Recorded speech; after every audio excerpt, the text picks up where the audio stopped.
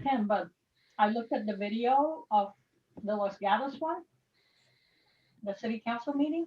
Uh-huh. Oh. This week's meeting? Hmm?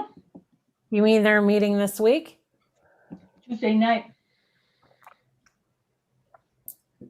Was it exciting? Yeah, it was. We had our own meeting too, but not like that. Was yours exciting? No. I mean, nobody attended. Very small, you know, for a small city.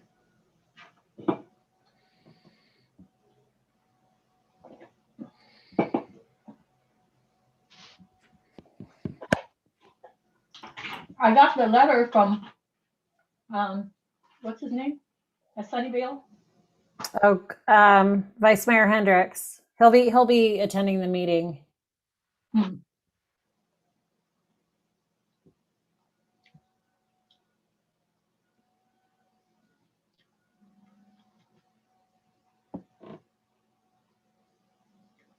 Why does it say 7 participants? That's how many people are on currently.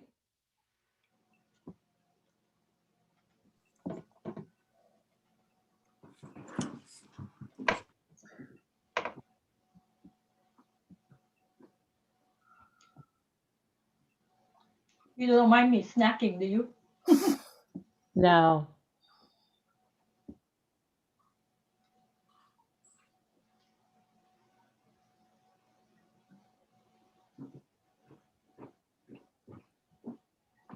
Hello, are you guys there? We are. How are you, Eric? I'm doing good. Long time no see. I know. Nice to see you. Well, see Yeah, your mugshot anyway. I was younger back then. Hi, Tina. I'm looking at the attendees. Tina, are you attending? Are you just observing tonight? Or are you attending? I am pretty sure I'm observing. Okay. I was just in the process of sending an email to Auden. Can you send me the link for the 7 o'clock as well? It's the same link. Oh, it's the same link? Yep. So I will stay here. Okay. Okay, great. Thank you. Great. Just bump me to the attendee. Thank you. Okay. Hello, Wendy. Hello. Hi, Carmen. How are you? Fine, thank you. Beautiful day outside. Well, It it's almost over. It is nice to see you tonight. Same here. Same here.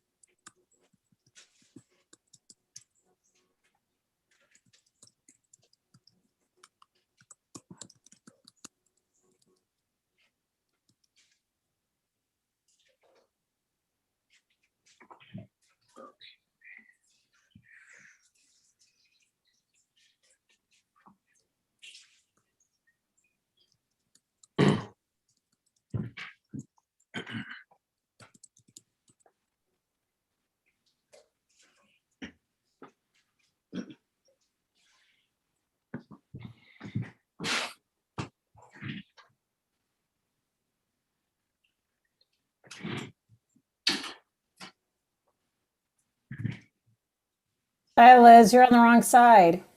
Oh, well, I was having trouble, but this is the link I found. Okay, well, I'm moving you over. Thank you. Andy, this is Tina. Very quick question. Since I'm the attendee, how do I know my video is not on? Are you the participant today for the meeting?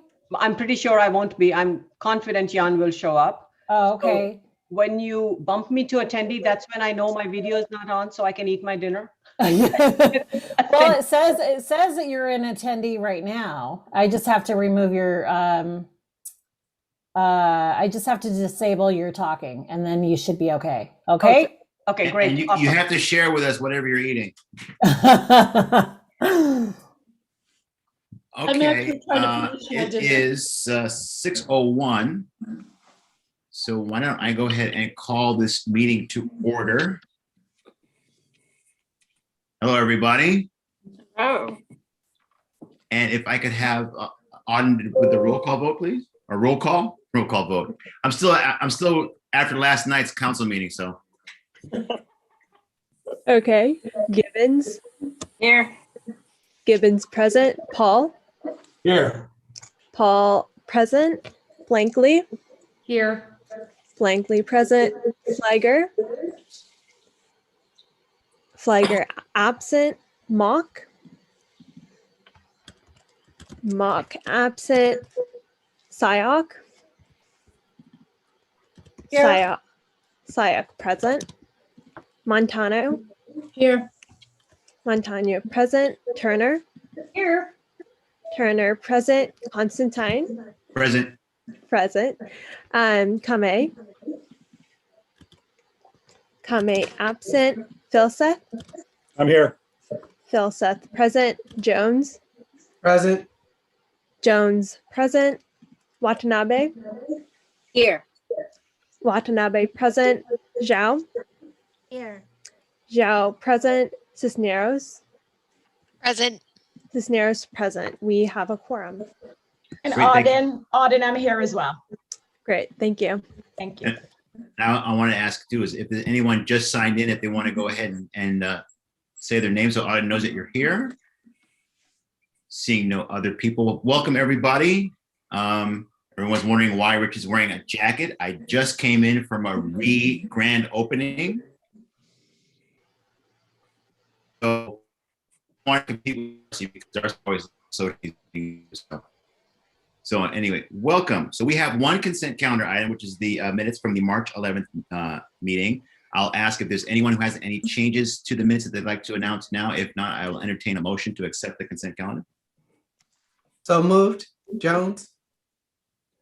Second, Gibbons. Great. Roll call, please. Yes, Syok, Yes. Syok, I, Constantine, Aye. Constantine, I, Philseth, Aye. Philseth, I, Watanabe, Aye. Watanabe, I, Blankley, Yes. Blankley, I, Gibbons, Aye. Gibbons, I, Paul, Aye. Paul, I, Flagger, Yes. Flagger, I, Turner, Yes. Turner, I, Montano, Aye. Montano, I, Jones, Aye. Jones, I, Zhao, Aye. Zhao, I, and Cisneros. Aye. Cisneros, I, and with 13 ayes, the motion carries. Great. Thank you very much, Auden. Hold on one second. Mayor Kamei also entered at 6:03. She may want to vote. Okay, thank you. Thanks so much for seeing me. I was just about to unmute myself. Yes, I'd like to vote yes. Thank you. Great. 14 ayes then. All right, fantastic. Okay, that brings us to item number 2, which is the presentation on AB 1091, the Santa Clara Valley Transportation Authority Board of Directors. We will be having a presentation from Assembly Member Mark Berman, the author of AB 1091. Welcome, Assembly Member. Thank you very much for coming. We really appreciate it. Thank you, Richard, Chair Constantine. And Richard's fine. Richard. And thanks for the opportunity to come in and present my bill, AB 1091, to all of you this evening. I introduced AB 1091 in response to the recommendations of 3 civil grand jury reports that have examined VTA over the last 17 years. In 2019, the Santa Clara Civil Grand Jury emphasized, as they did in the 2 prior grand jury reports, the need for structural reform to move towards a highly qualified, highly engaged, and highly responsive VTA board. VTA's operating performance has continued to deteriorate over the last 10 years relative to both its own historical performance and the performance of its peers across a wide variety of metrics. The civil grand jury found that VTA's governance structure is a root cause of the agency's poor performance, noting that the board suffers from a lack of experience and continuity, and that directors often have inadequate time to devote to the board's oversight and policy-making functions. And frankly, I think this is something that many of us can relate to, especially council members from small cities who have juggled serving on the VTA board, along with being a city council member, working full-time, and the other half dozen or more assignments that we take on as local elected officials. And for those on here who I don't know yet, I served on the Palo Alto City Council along with Mayor Phil Seth, who I see on here. I guess not mayor this year, before I was elected to the Assembly in 2016. Virtually all of the individuals interviewed by the grand jury in 2018, 2019, including directors and senior staff, agreed that VTA could benefit from a more knowledgeable and engaged board that is more sharply focused on VTA's role as a regional transit agency and less on parochial political interests. I wrote AB 1091 with the recommendations of the grand jury report in mind. How do we ensure that our VTA representatives have adequate experience relative to public transportation? How do we ensure that they have the time needed to govern VTA? How can we address the lack of continuity on the board? And how do we ensure that all residents of the county are represented by VTA while also focusing the board on its regional mission to serve the entire county? As it's written now, these are the changes that AB 1091 would make. It removes alternates and reduces the overall board size from 18 members with 12 voting members to 9 voting members with no alternates. Instead of currently serving elected officials would appoint qualified members of the public to serve on the board. This could include former elected officials. Under AB 1091, each county supervisor would appoint 1 member, the mayor of San Jose would appoint 2 members, and non-San Jose cities would appoint 2 members.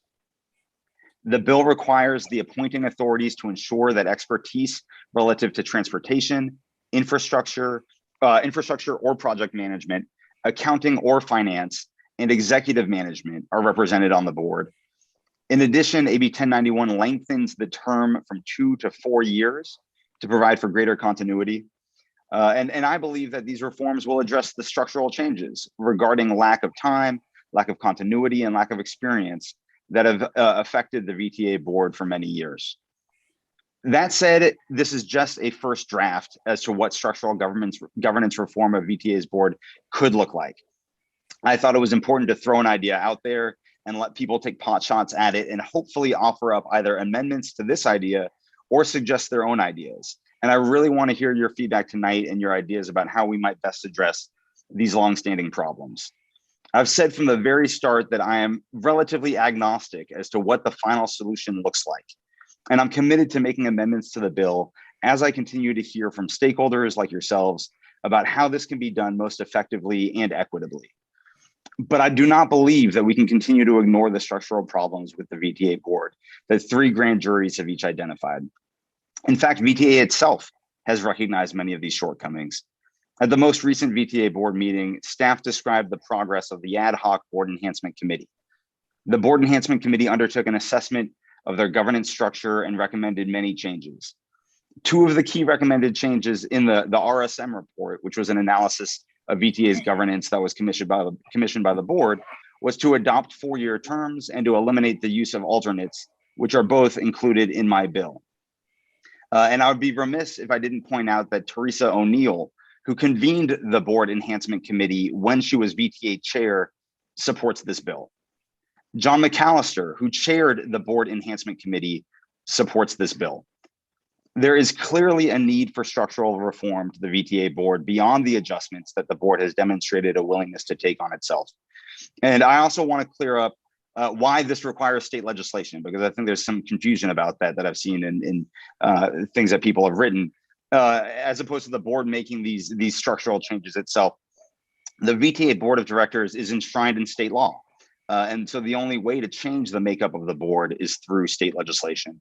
And this is why the 2019 grand jury report explicitly recommended that VTA propose legislation to restructure their board. I know some folks have valid concerns with my proposal, including people on the Zoom tonight who I've spoken with. And I really want to work with you to address your concerns. And I know my friend Chair Hendricks is here tonight to try to convince you all to take an opposed position on my bill. So here's what I suggest. If you believe that VTA is working well and that VTA service is meeting the needs of your community and your constituents, you should absolutely vote to oppose my bill. If the status quo is working for you, you should oppose efforts to change it.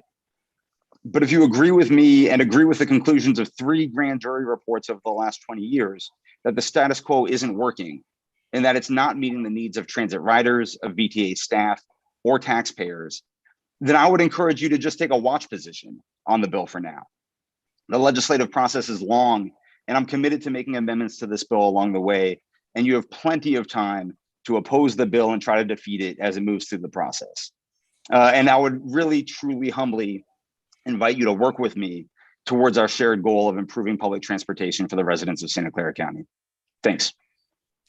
Thank you, Assembly Member. And as Assembly Member mentioned, we do have Glenn Hendricks here representing the VTA board. He is the chair this year.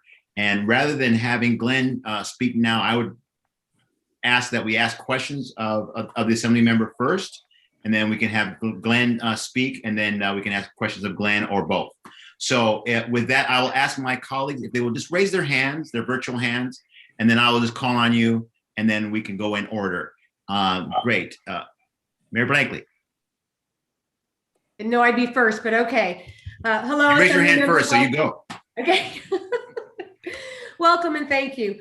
I'm one who is not happy with how the VTA board works and services and things like that. So I applaud your efforts, absolutely applaud the efforts.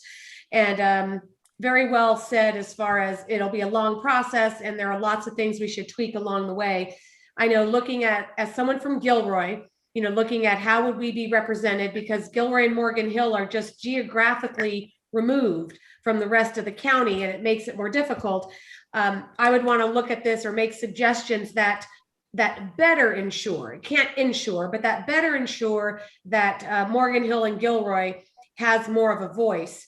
And right now I see 2 possibilities for Gilroy to have a voice the way you have it drafted right now. And that is via supervisoral District 1, and then via the one that includes Campbell, Cupertino, Los Gatos, Monte Sereno, and Santa Clara and Saratoga. So I don't see that as a real good chance, you know, for Gilroy and Morgan Hill to get on there. So one suggestion might be that if you were one of the cities chosen by the county supervisorial district, that it not be duplicated in these other ones.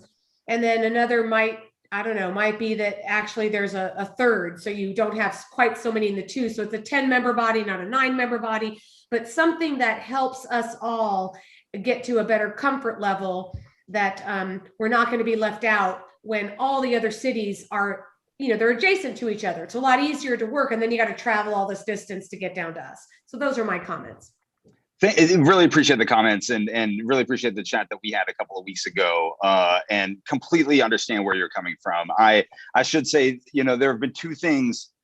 There's been a lot that I've thought about, but there have been 2 things that every idea that I come up with, I try to check against. And one is not screwing over South County, for lack of a better way of putting that. And one is not having this be a power grab against San Jose, because that's not my intent. And I really, you know, and Vice Mayor Jones and I have chatted, and I've emphasized that to him. And so I hear you. I'm thinking about some things, and I'll run those by you as we get closer to actually making changes. But I hear what you're saying. Thank you. Okay, thank you very much. Mayor Gibbons. Thank you. Hi, Mark. Thanks for coming tonight and explaining. The most interesting thing I found was your rationale for why it has to be a statewide vote. I would offer a couple of comments. One is, I think it's fair to say that all of us are severely challenged by VTA. And we are severely challenged by the VTA board structure from me for two reasons. One is that VTA also acts as the congestion management body for the county. And to me, certainly now there are inherent conflicts of interest in that and how the money is and what the priorities are. So that's something that I'm not sure your bill addresses yet. The other is that, as you stated, San Jose has an outside controlling interest in what happens on the VTA board. Sorry, Chappie. And frankly, your bill doesn't help us with that whatsoever. As Mayor Blakely just said, we're not going to get anything for having two representatives for all the small cities around the county. There are 15 cities in the county, and we're going to have 4 representatives for 14 of the 15 cities, if I followed you correctly. That doesn't quite. And in fairness, I sit on the ABAG board and I see what's happening as that transitions, and the power of the supervisors and their appointments is overwhelmingly controlling. There's 101 cities in the ABAG executive committee, and the supervisors are just overwhelming every decision. So I have great concern about that. Also, frankly, just like electing the right people in your city, saying that you can find qualified people, that for me is a challenge. I appreciate the approach, but I have trouble with how that would actually come out. As you know, also MTC is going through a lot of planning, and one of the recommendations is to combine all of the 9 county transportation agencies and boards into a regional entity. So I'm a little wondering if we're getting chicken and egg, cart and horse kind of scenario going here. And I would also say that, I did read the grand jury report this last time around, and there were a lot of very good rebuttals to it. I really felt that the report, as much, it's a good example of people well-intentioned, but not knowing VTA and its purposes. So a lot of its recommendations were off target, and there were a lot of good responses that helped persuade that. I am totally in favor of fixing VTA, but I'm not sure your bill gets me there. And right now my city is opposing.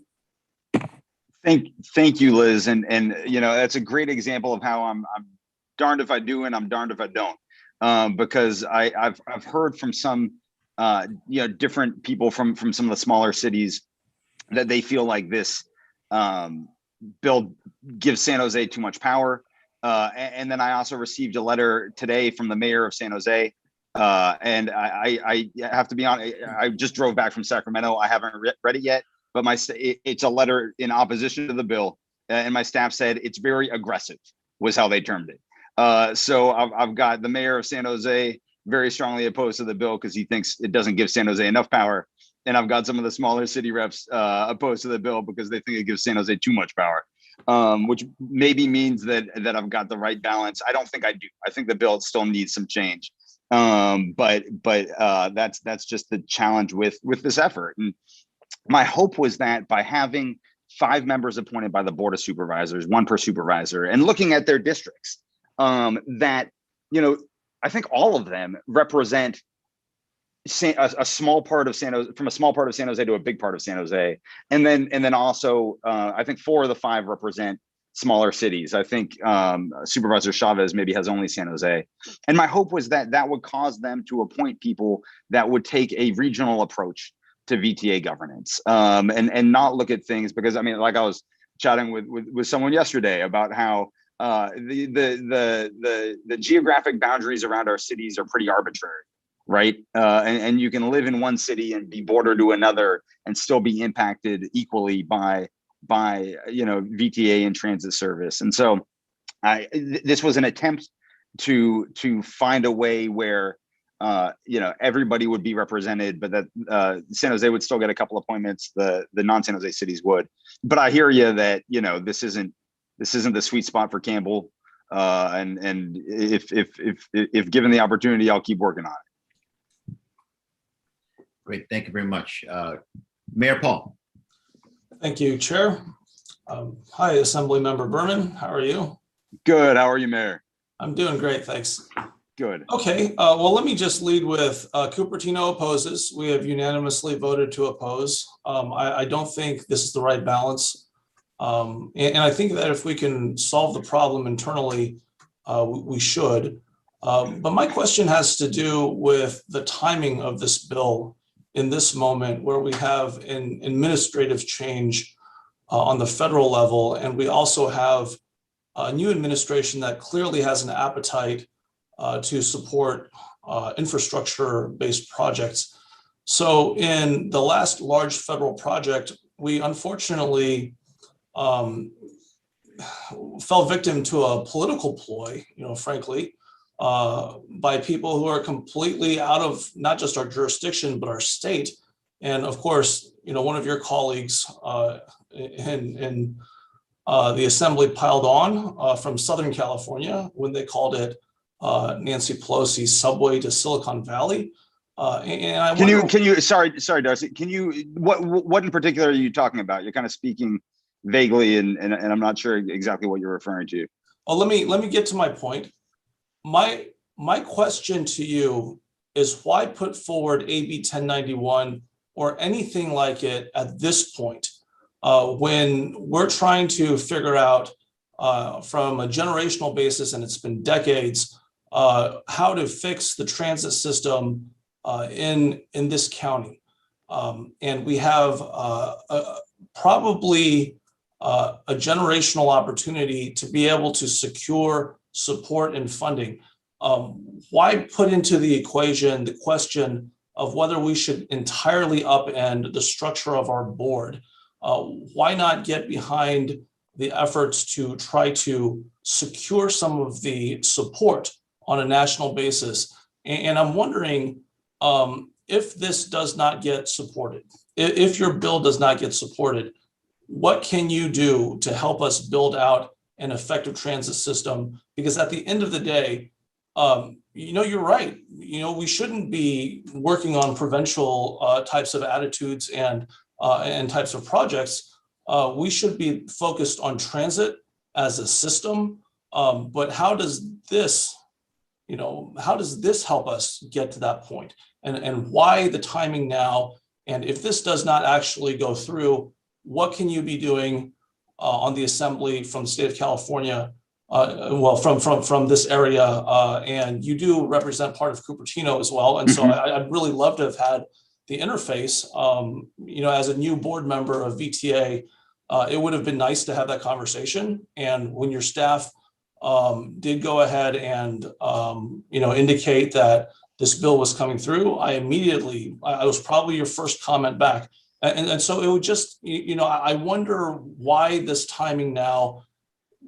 Can we be pulling together to try to, fix the transit system that has generationally been, for lack of a better word, defective in this area? And what can we be doing to work together in the future, assuming arguendo that this does not go forward? Yeah, thanks. And I, from what I recall from the response, that you sent back to my staff, your initial reaction and comment was that this bill should go into effect in 2023, not 2022, so that current board members could serve out their full term, I believe was your initial concern and reaction. And then you followed up with some other points, including that we shouldn't do it at the state level, it should be done at the local level, which isn't how this system works. Structural reform of VTA requires state legislation. But you said that in your own words that you don't feel like the current transit system has been working. And so I guess I don't understand how we could expect a different result from the same system. And that's why I'm introducing this bill, is to try to improve the governance structure of VTA, to increase the quality of oversight by VTA board members, to get better transit for all of our constituents. And I'm not sure how this bill interferes with VTA's ability to get federal funding. I don't think this, and if you've got a specific point as to how that's the case, I'd love to better understand it, but I don't think, I think those are two separate issues. I do, sit on the transportation committee in the legislature. I've supported SB1, the gas tax, to get increased transit funding for transit projects and street repairs. I also supported RM3 and worked heavily on that with the Bay Area Caucus initially, and then to get statewide support to get that on the ballot. And I'll continue to support efforts to get more state funding for transit projects in Santa Clara County. But I also, I introduced the bill, and we were going to introduce this bill last year.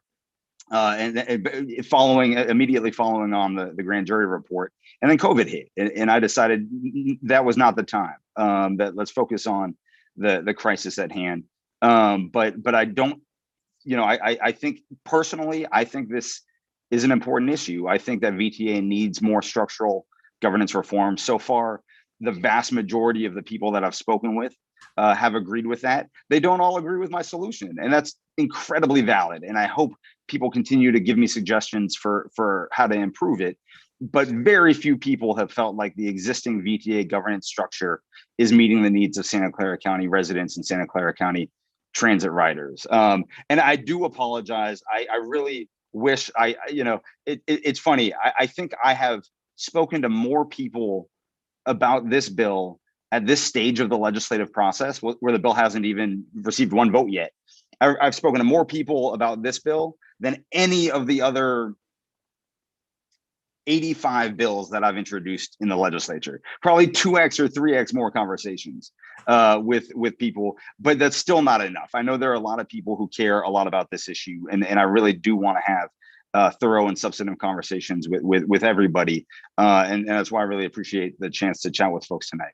Yeah, let me just very briefly respond. When you were saying that you were not sure why the governance structure, if it were to be re-envisioned as you're describing it, would harm us right now. And I'll tell you, as it is right now, in approximately a year, the people that just joined would no longer be on the board. And so I think if you disrupt the governance structure to that effect, and we're in the middle of a situation where it would be very necessary to coalesce quickly in certain situations, right? We need to be able to give authority to the staff as well as to our chair, perhaps the mayor of San Jose, who also sits on the board, to be able to move nimbly and quickly and to speak with a voice that is really focused upon trying to build out the system. And I think that if we have this kind of bill hanging over our heads, it kind of hamstrings us, frankly, for the next 18 months or so. So I think your heart is in the right place. I wonder whether we could perhaps give this time period a chance, since there's nothing immediately impending, and try to table this for perhaps a couple of years, and then see how we're doing at the following time of the session. I just feel this is such an inflection point right now, and that we should be trying to pull together in order to take advantage of this moment. But thank you very much. I appreciate your intentions. Thank you. Appreciate it. And thank you for the feedback. Okay, Vice Mayor Pilsett. Yeah, thanks very much. We are broadly supportive of the direction this is going in, I would say. And I want to thank Assemblymember Berman for bringing this forward. It's a fairly significant piece of legislation here, but I think it's warranted. From our perspective, from our narrow perspective, what we've seen in that of concern over the last, it's been many years going, is that we've seen a gradual but consistent decline in service in the North County. And I think, I've heard similar things from the South County and other places that are sort of away from the core. That's one. And the second is, there's sort of just been an ongoing financial and operational challenges over many, many years. And I think probably those two things are probably related, right? Beyond just our city, the region needs an efficient, world-class, a best-in-class transportation system if we're going to be Silicon Valley that serves the whole region. And so I don't know that the Assembly member's bill is perfect in its current form, okay? But we believe, and we don't take this lightly, but we have come to believe that to get to where we need to be is going to take governance scale changes. And it's sort of weird that those kind of changes have to be done through the state legislature. That doesn't seem terribly sensical to us, but it is what it is. And so if a governance structure can be put together that brings the right expertise on the board, and also, and this is critical, as a number of people alluded to, has the right balance of representation across the span of the county, which again, this is that'll be an interesting optimization problem. But if that can be done, then I think we're all going to be better off. And so I appreciate Assemblymember Berman bringing this forward. I think we're going to withhold formal judgment on it until we see the final version. But we appreciate the direction this is going. Thanks. Thank you. Okay, thank you, Vice Mayor Phil Seth. Okay, I'm not seeing any other hands, so I'll go next. Assemblymember, thank you very much for coming this evening. We had an opportunity to talk, and I expressed my thoughts. I don't think you can place VTA's woes on the feet of the board, but I understand through our conversation where you're coming from and thinking that might be the fix. I'm just curious. One, do you think that's really the only thing that is preventing VTA from prospering? Is it the structure of the board, or do you think there's other things that VTA needs to address? It's a great question, and I think Santa Clara County is a challenging county. It's not unique. There are other counties with similar geographic and population distributions, but it is challenging, and I fully appreciate and respect that.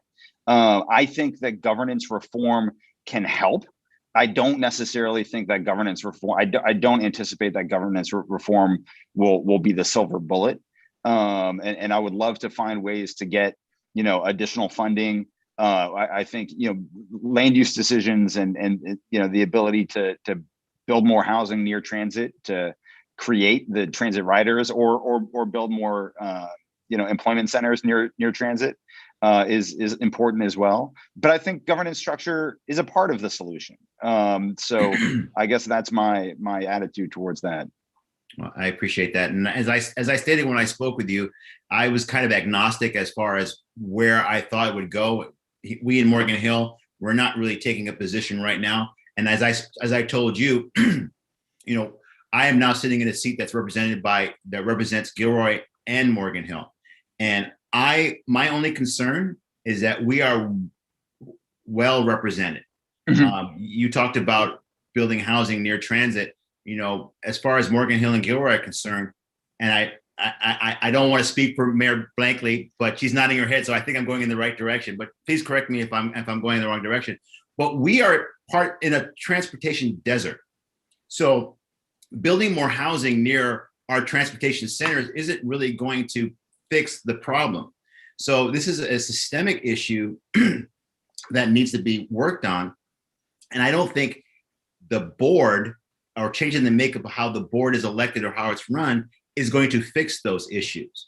So as I told you when I spoke with you, I appreciate what you're trying to do. In my opinion, I don't think that's the magic bullet.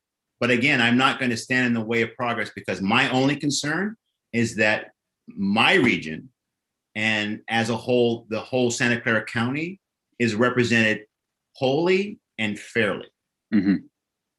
So I hear you, and I appreciate that. Right, and thank you very much. So I'm going to ask Andy, if you think it would be appropriate, I do see a member of the public raising their hand. Before I let Mr. Hendricks speak, Chair Hendricks speak, should I take comment from the public? What do you? Kat, I think Kat is here. Let's ask Kat. Okay.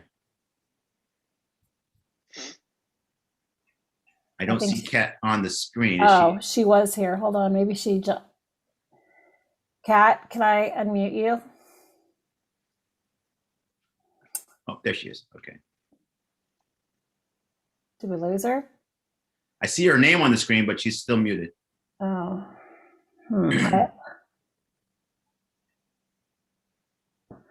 I think because you don't have I think you probably only want to take public comment once. Okay. But because you're allowing both speakers to speak, but I want to make sure that is correct with Kat. So while we're figuring out if it's legal or not to do what I think I want to do, why don't we go ahead and let Chair Hendricks go ahead and speak, and then we can ask questions of Glenn. So I think Rob Rennie's had his hand up for a while. Yes, but he is in the attendees. He's a member of the public. He's a member of the public, so. You have another, Yan would like to, Mayor Zhao from Saratoga would like to speak. Oh, I'm sorry, I'm looking at the attendees list. I didn't look at that. So Yeah. Yes, Mayor Zhao, please go ahead. Berman, thank you for joining us and talk about this bill. I haven't had a whole lot of time to study this bill, but I am just a little bit concerned. This is a pretty drastic change. You think, I don't know if you have, done some study on other transit agencies and in the other areas similar to like a Bay Area, and how that has, board is, structured. I think it would be worth a while to do some, competitive or comparative kind of study. And I just don't see how this is going to help my city. That's just my, changing from, 12 board members to 9. And I think it will be less representation in a way. And so I'm just, is a little bit concerned at this point. I can't say I know enough at this point, but just changes structure wise, and I'm not seeing, I'm not convinced, we'll solve this problem. I guess that's my question. Yeah, absolutely, and I appreciate the question. We did, my staff and I, and I've got Elizabeth Schmidt from my team, a legislative aide and point person on transportation issues on this call. We looked at other transit agencies across the country and across North America, and so we looked at Portland, we looked at Seattle, we looked at Houston, we looked at Minnesota, we looked at either Toronto or Vancouver. I apologize, I can't recall which one. Somebody else mentioned us, Atlanta, which has a remarkably complicated structure. And then we also tried to take into account some of the suggestions from the grand jury report. One of those suggestions was shrinking the size of the board. And initially, when I was thinking about a proposal, I was going to go with 7 members, a 7-member board, because as we all know, sometimes when you get big boards, members can kind of shrink into the through the cracks and not necessarily participate and not necessarily feel like they need to participate, and therefore maybe aren't giving it the attention that it needs. A former VTA chair convinced me that who supports the bill convinced me that 7 was too few, that VTA board has enough, VTA board members do enough regional assignments and different committee assignments that 7 you'd be asking too much. And so that was why I increased it to 9. I'm thinking about increasing it more, to be totally transparent.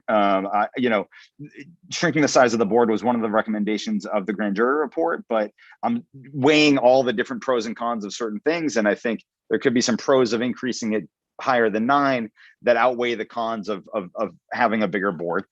So I'm giving that serious thought right now. And we did look at a lot of these different transit agencies. All of those communities are different. than Santa Clara County. But some of them have similarities in the sense that they do have one big central city and then are surrounded by smaller cities. And most of those had appointed board members. And some of them were 100% members of the public, not elected officials. And some of them were a hybrid. And so I'm kicking around that idea as well. And I would just, again, to reiterate what I said in the intro, if you're not sure, give me a little time. Give me a little time, and some changes are going to be made, and there's plenty of opportunity to oppose the bill. All right, great. Well, thank you very much, Assembly Member. And now we'll let Chair Hendricks speak. Well, thank you. Thank you for letting me have a chance to speak. My name is Glenn Hendricks. I'm the Vice Mayor of Sunnyvale.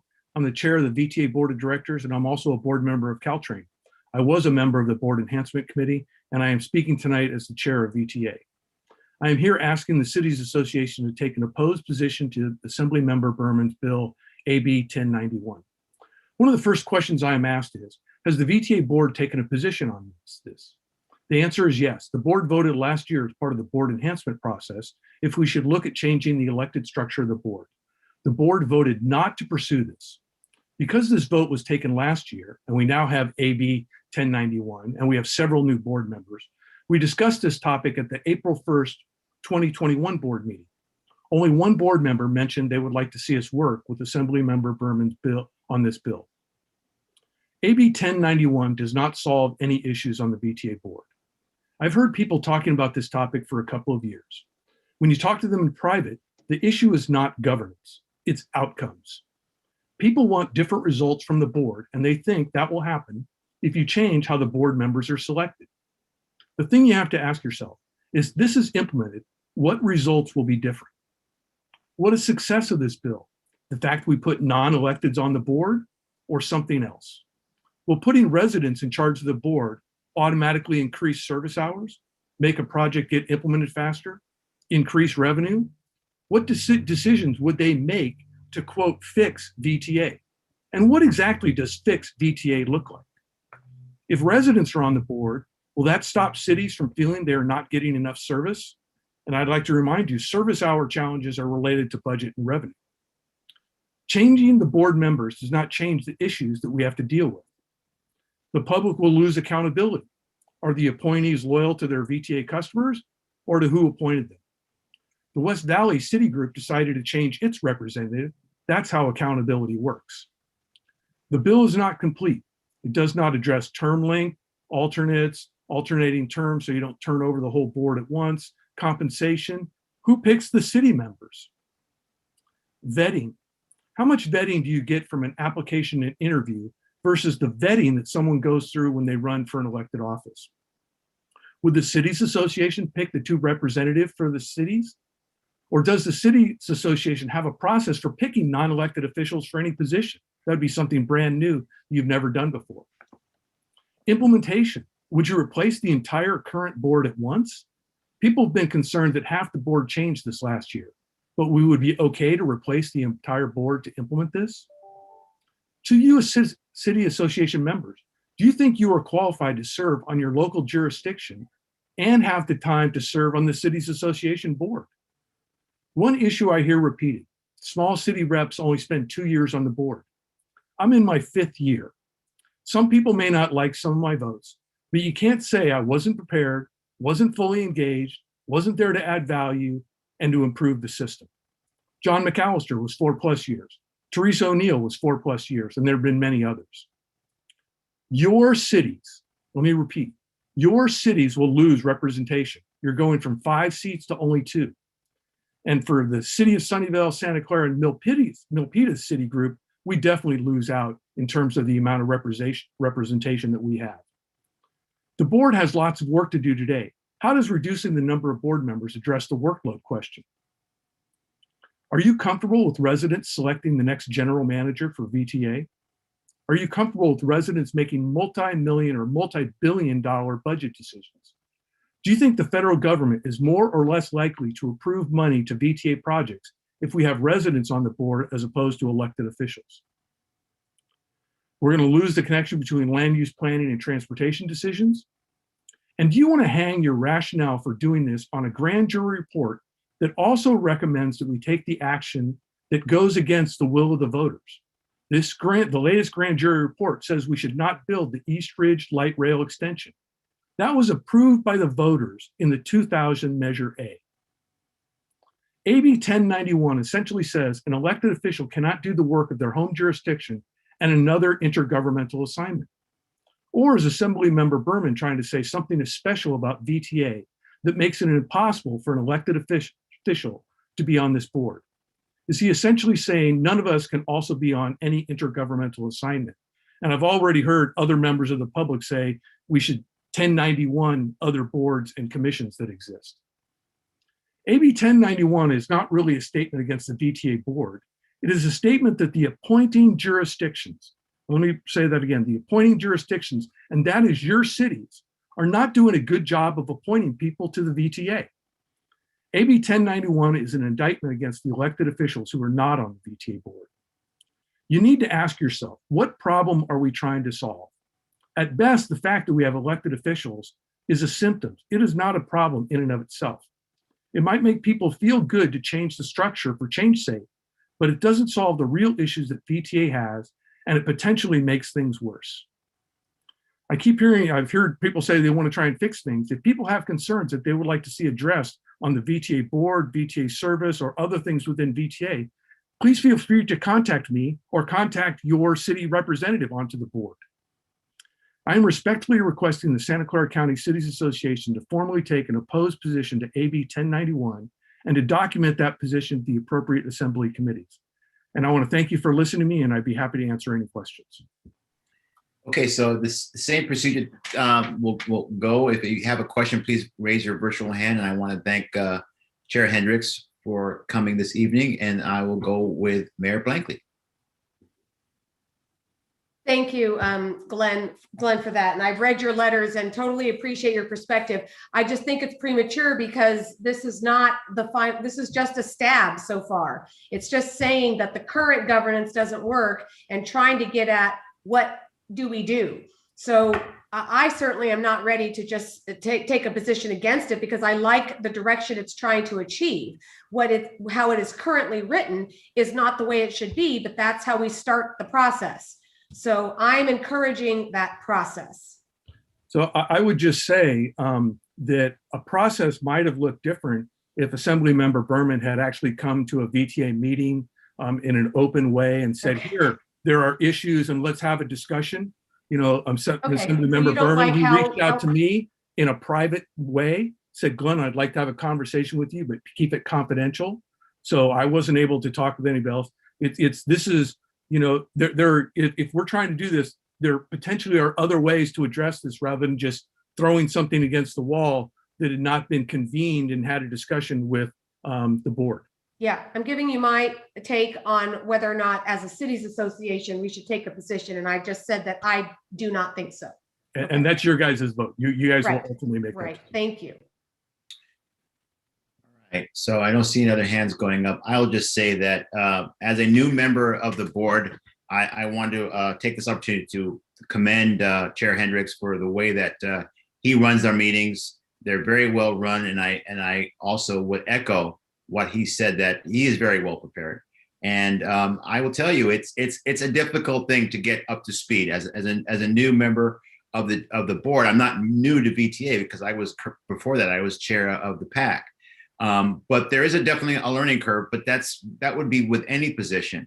And again, I'll echo what Mayor Blankley said, that the goal of the bill is admirable, but I just don't know if that is going to be the thing that's going to fix everything. But as I said, we in Morgan Hill, we're taking a position that we want to see what the bill looks like when it's all finished. But again, our stance is we just want what's best for our area and VTA as a whole. So if that turns out to be what it is, you know, it is what it is. So without further ado, I want to thank Assemblymember for being here. I'm going to open it up to the public here because we do have 3 members of the public wishing to speak. But I want to take this opportunity in case I don't have time to thank both Assemblymember Berman for being here and of course, Chair Hendricks. So at this time, I'm going to open it up for the public. And the first speaker will be Rob Rennie. You'll be unmuted shortly. Okay, I think I'm unmuted. Yes, you are. And you have 3 minutes. Thank you, Chair. Mariko asked me to speak for Los Gatos since I was the West Valley rep for the previous 2 years. And I sat on the G&A committee that was trying to implement a bunch of the changes that came out of the recommendations from our committee. And we got some changes implemented. It felt like a lot of changes fizzled, and maybe that's why some people came to you to bring a bill. And I've been talking to a lot of people about this, and I think generally the feel is we're looking for some change, but your bill isn't quite there. I think that message you're getting pretty clearly. You mentioned in your speaking that you think there needs to be better regional view when we make decisions on VTA, and I think that's the key to it. Your original purpose that you changed it because members aren't engaged. I think Chair Hendricks was right that most of the members on VTA are engaged. I can think of maybe 1 or 2 during my time that weren't. So it's a little bit more. There is that competition between San Jose and the non-San Jose. And I think the non-San Jose members are a little more challenged because they don't have a staff to help them out. They are engaged and they're trying.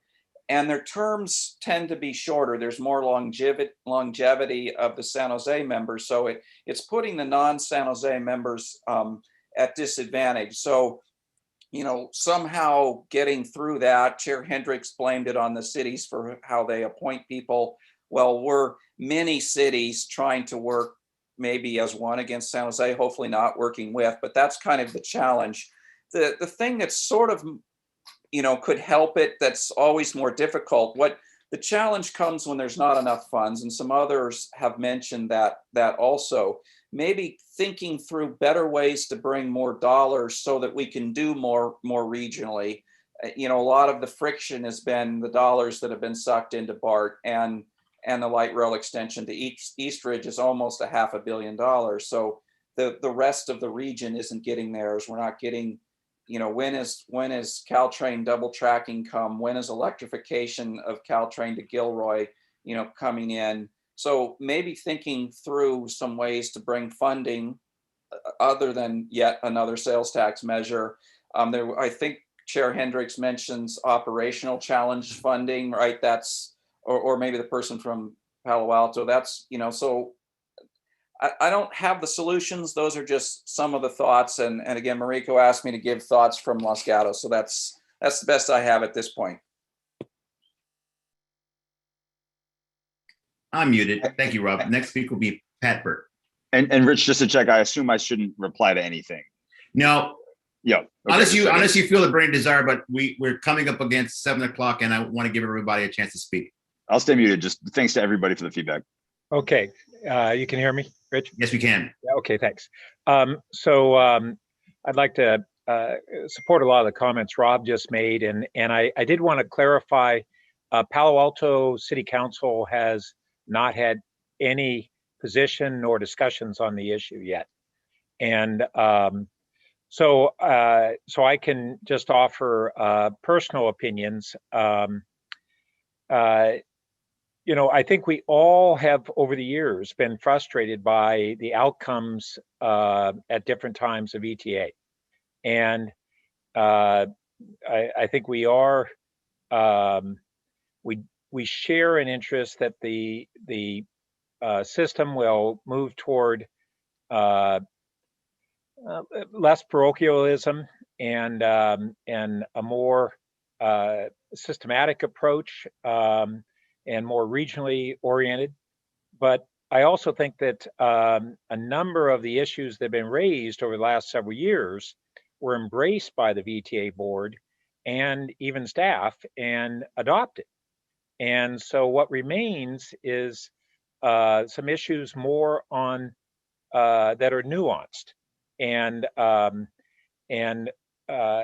those are things that I agree very much with Glenn, is that what we should do is sit down and see whether we as board members, and I'm our region's board member, have recommendations on what would be improvements to the governance that we think would be effective, and to make sure you and others understand what is the current situation of the VTA board with a number of changes been made versus what might have been assumptions based on what was there a year or 2 years ago, and critiqued by the grand jury report, which was had accurate parts and maybe some things were less informed.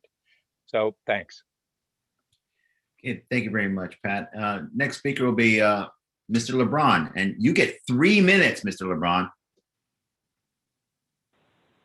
Well, thank you, Mayor. This is much appreciated. Before I get started, let me introduce myself and how I got involved in this. I live in South San Jose, and believe it or not, I'm in the same boat as Gilroy and Morgan Hill. Back in 2000, we voted for double tracking to Gilroy, and I waited and I waited. And then one day, the VTA, by the way, it was 6 miles. And one day the VTA said, oh, by the way, we no longer need to do this because we're going to use that money for 2,700 feet of light rail double tracking in Mountain View so that we can support the transfer to light rail for Super Bowl 50. And I went, okay, that's enough of this. Let's get involved. So let's just take about a couple of examples Mr. Hendricks said about how well things are going. Oversight. We really, really know how to look over a mega billion project. Well, let's look at BART Phase 1. How could this project possibly be $2 billion over budget without the board even knowing about this? And that happened right under Mr. Hendricks' watch. But now let me close off with governance. The board, the chair and the vice chair of this board right now were not appointed by this board. They were appointed by the last board immediately before half of the board disappeared because they were turned out. That's what happened. I question this. Why don't you wait until January for the new board to be seated and elect a new chair and a vice chair and maybe get, a different outcome?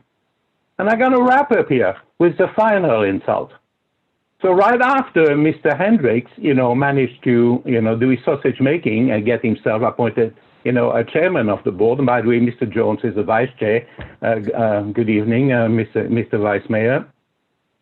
Right after he got himself appointed as chair of the VTA board, he then appointed himself to the Caltrain board, which he knew absolutely nothing about.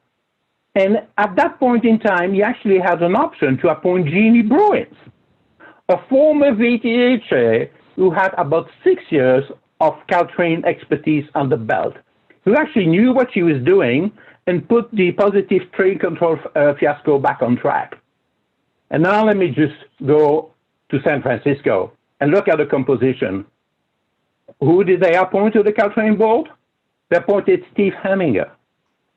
They appointed number 2 in the city's controller's office to look over the finances. And then there is a chairman of the board of supervisors. But these people, they got it right. And moving forward, that's the kind of governance structure we got to look at. Thank you. Thank you, Mr. LeBron. Our last speaker will be Kitty Moore.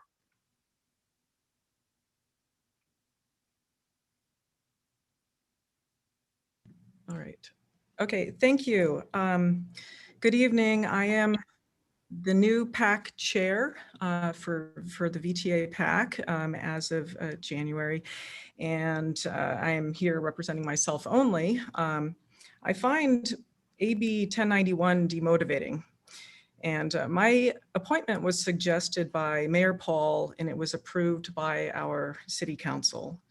My background is civil engineering, land development, and I have worked for a regional planning commission, and I have actually personally calculated levels of service, and I have a definite interest in transportation and planning and land use law. So I'm very concerned about AB 1091 because I was appointed by a board member whose role will now be eliminated, and I will lose this opportunity to participate. So looking at AB 1091, I wonder what problems are attempting to be solved, and what are the success metrics, and who is creating what those success metrics are. We appear to have one individual, Assemblymember Mark Berman, is telling us what our success metrics are, and then farming the solution out to the entire state so that we have people who will be voting on how we should be governed who live thousands potentially of miles away from us. And they are not local. So in about 2019, we had a new service plan implementation board provided, and I want to mention this. Okay, so we had the Board Enhancement Committee established, and an independent consultant firm was selected to review and evaluate a broad range of board governance practices. The recommendations are currently under review by the VTA, and they include modifications to the term of leadership position and several recommendations to improve board engagement and effectiveness. We just had a report tonight which showed that they increased their ridership prior to the COVID pandemic happening, and which demonstrates that what VTA was doing was effective, and it was improving the situation. And so I question why you would be removing the entire board. They increased their boardings by 3.3%, and now you want to erase all of that effort. So I oppose. Thank you, council member. I am going to apologize to Chair Sayoc. I have taken 2 minutes of your time, but I wanted to thank Assemblymember Berman for coming, and I also want to thank Chair Hendricks also for addressing our legislative committee. And with that, I will say good night and turn it over to Mayor Sayoc. And again, apologize for taking 2 minutes. The legislative committee is adjourned. Thank you. Fortunately, we are on a Zoom, so we could just now move to the next meeting. So it is 7:02. Auden, may we please have the roll call?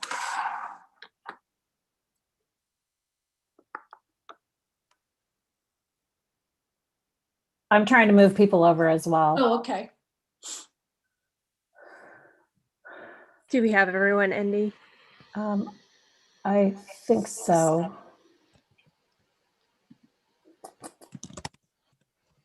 Okay, I'll begin the roll if that's okay. Gotcha, Liang.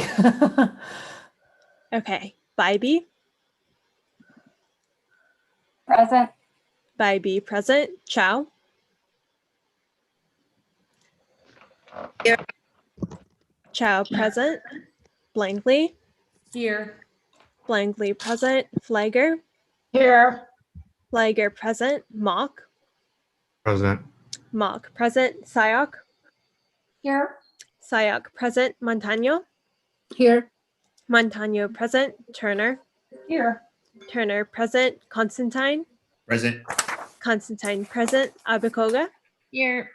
Abakoga present. Philseth. Here. Philseth present. Jones. Jones. He Jones is stepped away. I believe he'll be coming in late. okay. Thank you. Watanabe. Here. Watanabe present. Zhao. Present. Zhao present. And Klein. Present. Klein present. And with 14 members present, we have a quorum. Thank you very much. With a quorum, the meeting will officially come to order at 7:04. Thank you, everyone, and good evening, and welcome to the Cities Association meeting. We have a busy agenda, so we now move to our first item of business on the agenda, which is the consent.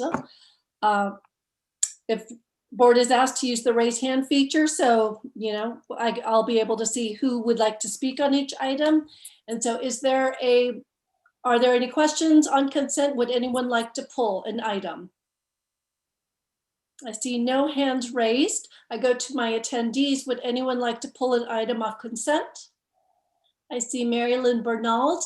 Auden, could we have Mary Lynn come over and share which item to be pulled?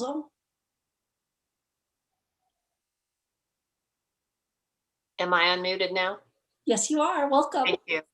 I just wanted to make a comment on 1C about authorizing the approval and of a legal counsel engagement agreement with Kirsten Powell for one meeting for the SCSE Roundtable. I wanted to thank you all for moving forward on this, and I am hoping that this will be an indication that we will have future meetings past this one. Any questions of Councilmember Bernald? Seeing none, thank you very much. Thank you. Any other speakers on consent? Seeing none, I close public testimony. I ask my colleagues if there is a motion for consent agenda. Move the consent agenda. Second. Okay, by Clyde, and I'm sorry, who was the second? Montano. I'll give it to Montano. I beat you to the punch, man. Let's, Okay. second is Montano, and Auden, if you wouldn't mind calling the roll.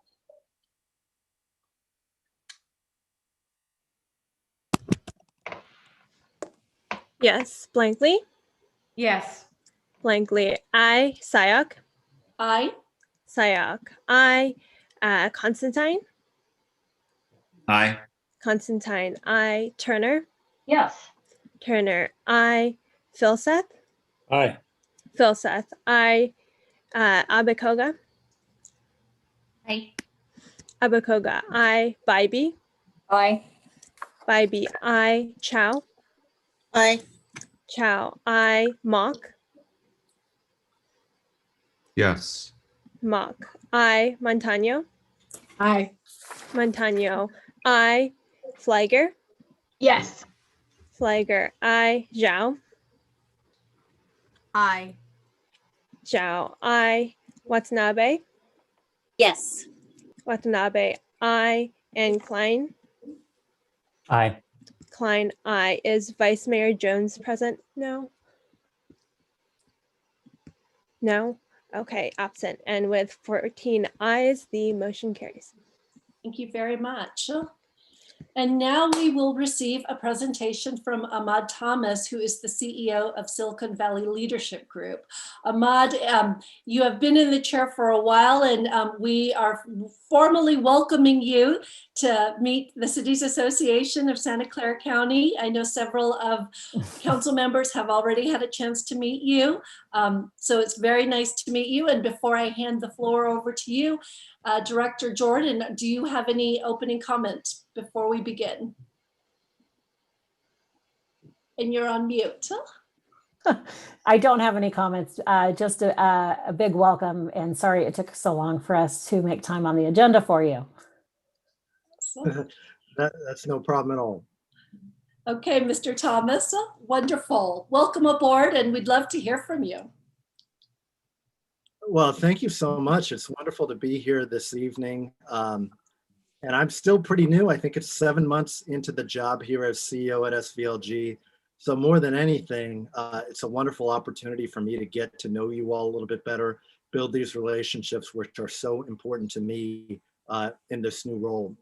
Now, I was given 3 items to talk about. I definitely can't take an hour, so you gotta break it up and jump in where you can so it's interactive. I'll try and talk about 20 minutes, 15, 20 minutes. The 3 topics were my vision for SVLG. Second was talking about diversity and inclusion work. Then the third was to share thoughts on some of our work related to COVID recovery. So those are the 3 items that I'll plan to speak to. And again, please, with any questions or comments, suggestions, advice, jump in. I'll start by taking a minute or two to just introduce myself and tell you all a little bit about me. I've met many of you on the line, and see friends here, but also there are many who I haven't had a chance to meet yet. My name is Ahmad Thomas. I'm a Californian, born and raised. I'm a small town guy. I'm from Lompoc, California. Military family. So my dad was last stationed at Vandenberg Air Force Base, and I grew up outside of the base. My dad's a Vietnam vet, 23 years in the service, and retired there at Vandenberg. My mother was a healthcare worker. Both my parents are retired. My mother's West Indian from Trinidad and Tobago, from the Caribbean. And I know we've got at least one West Indian on the line here. And my dad is born and raised in rural Alabama, where I've had family actually dating back to the Civil War, where I had a relative who fought in the Civil War. As you hear more about me and some of the priorities, clearly my family's experience living through segregation, really in the heart of a lot of challenging times, has certainly played a role in how I view the world, and I hope the set of values that I bring to the role that I currently occupy. I left Lompoc, went off to school on the East Coast. I met my wife when she was a freshman in college and I was a sophomore. From my undergrad, I went to London, where I went to graduate school at the London School of Economics. From there, my first job was working for Senator Feinstein. I took an internship right out of graduate school. It was a dream job being on her staff. And I worked myself up to a senior aide, where I was responsible for her banking and economic policy work through the Great Recession. That's how I actually got to know Carl and the leadership group about 18 years ago, when I was an aide on the Hill and the executives would come out to Silicon Valley.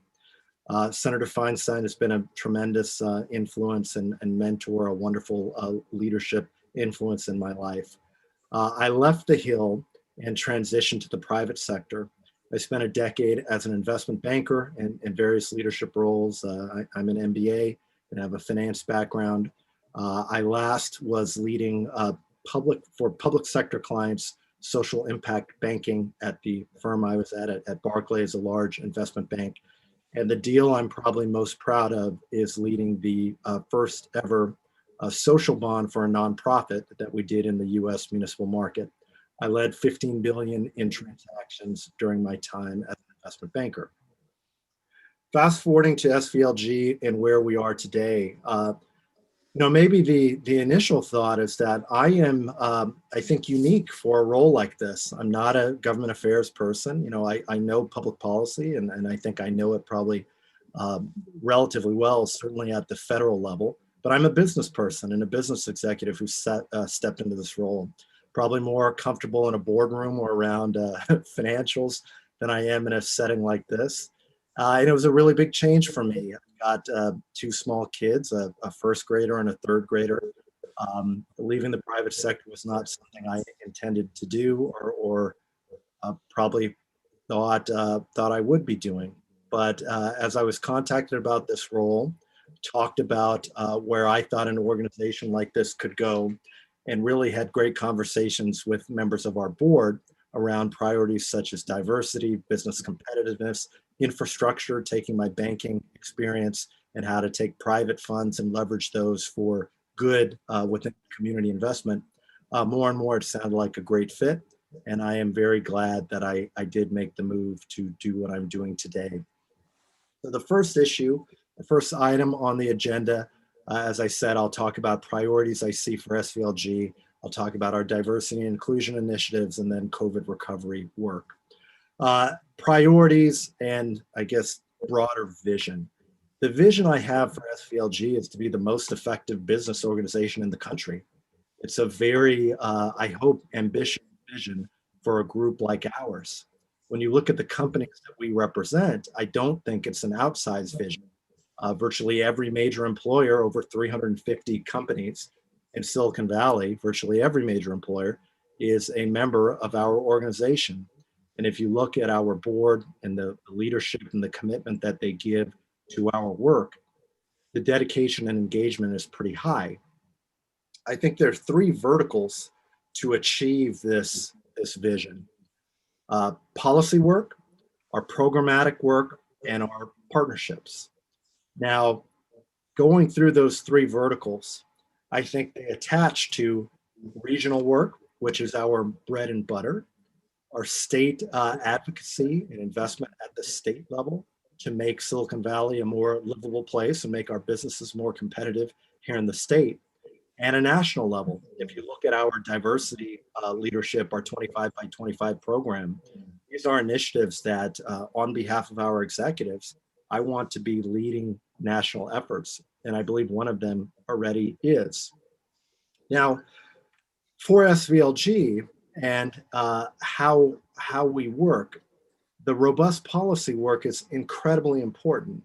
What I also want to add is finding ways to bring private market-based solutions to what we do where it makes sense. So one example of that would be around affordable housing, where we've seen proposals that allow private developers via municipal JPA agreements to issue tax-exempt debt to fund affordable housing projects. Tax-exempt debt, as you all know, has a lower yield, a lower interest rate for borrowing, which allows those projects to pencil with a lower overall cost of debt service or total financing cost. Proposals like that mean for 30 years over the life of debt or that bond, said project is not managed by the city or not in control of the city or municipality in any way. But after 30 years, ownership reverts of that asset, reverts to the municipality.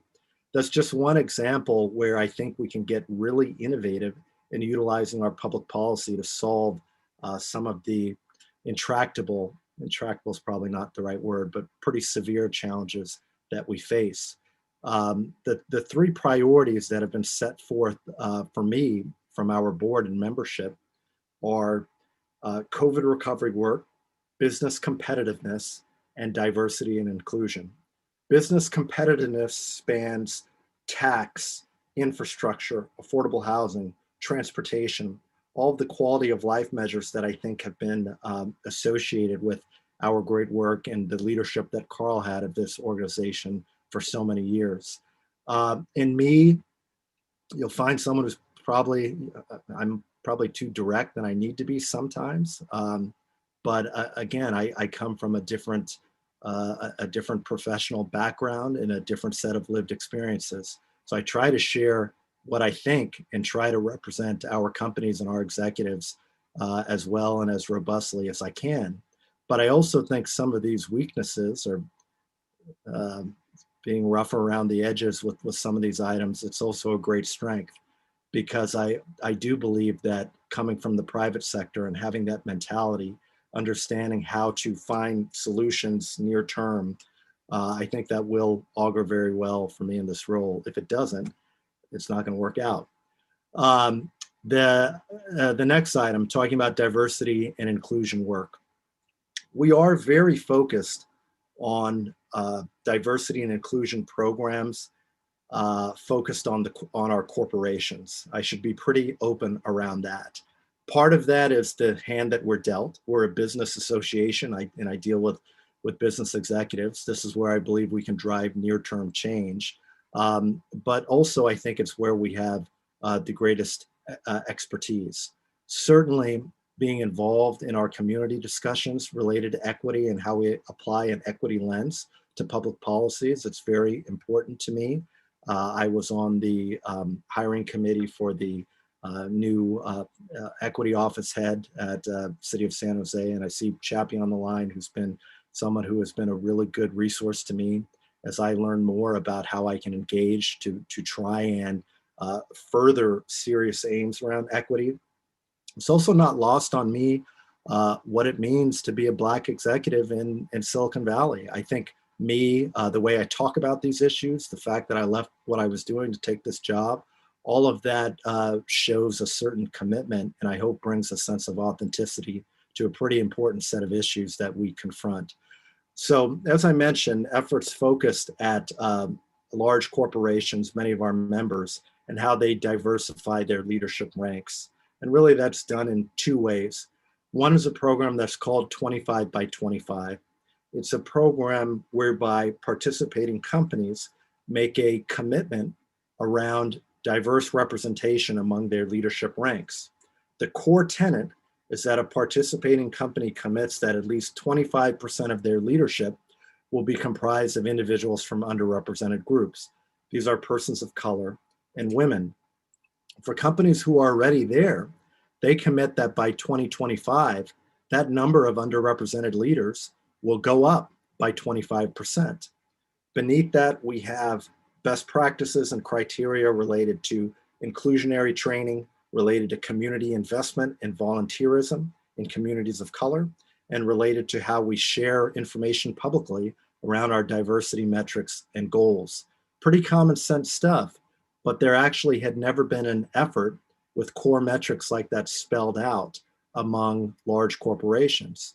And when you look at the potential in collective action, you know, right now we've got about 20 entities, 18 entities that are on board with this across industries, the 49ers, Alaska Airlines, Western Digital, Twitter is our social media partner.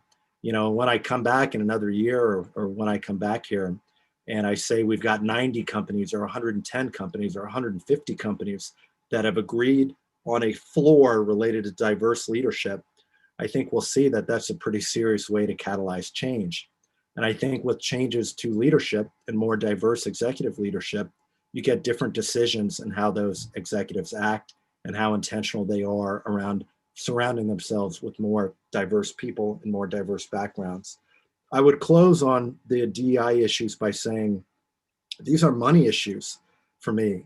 There's obviously a moral equation here, and we all know, I would hope we all recognize that this is the right thing to do right now.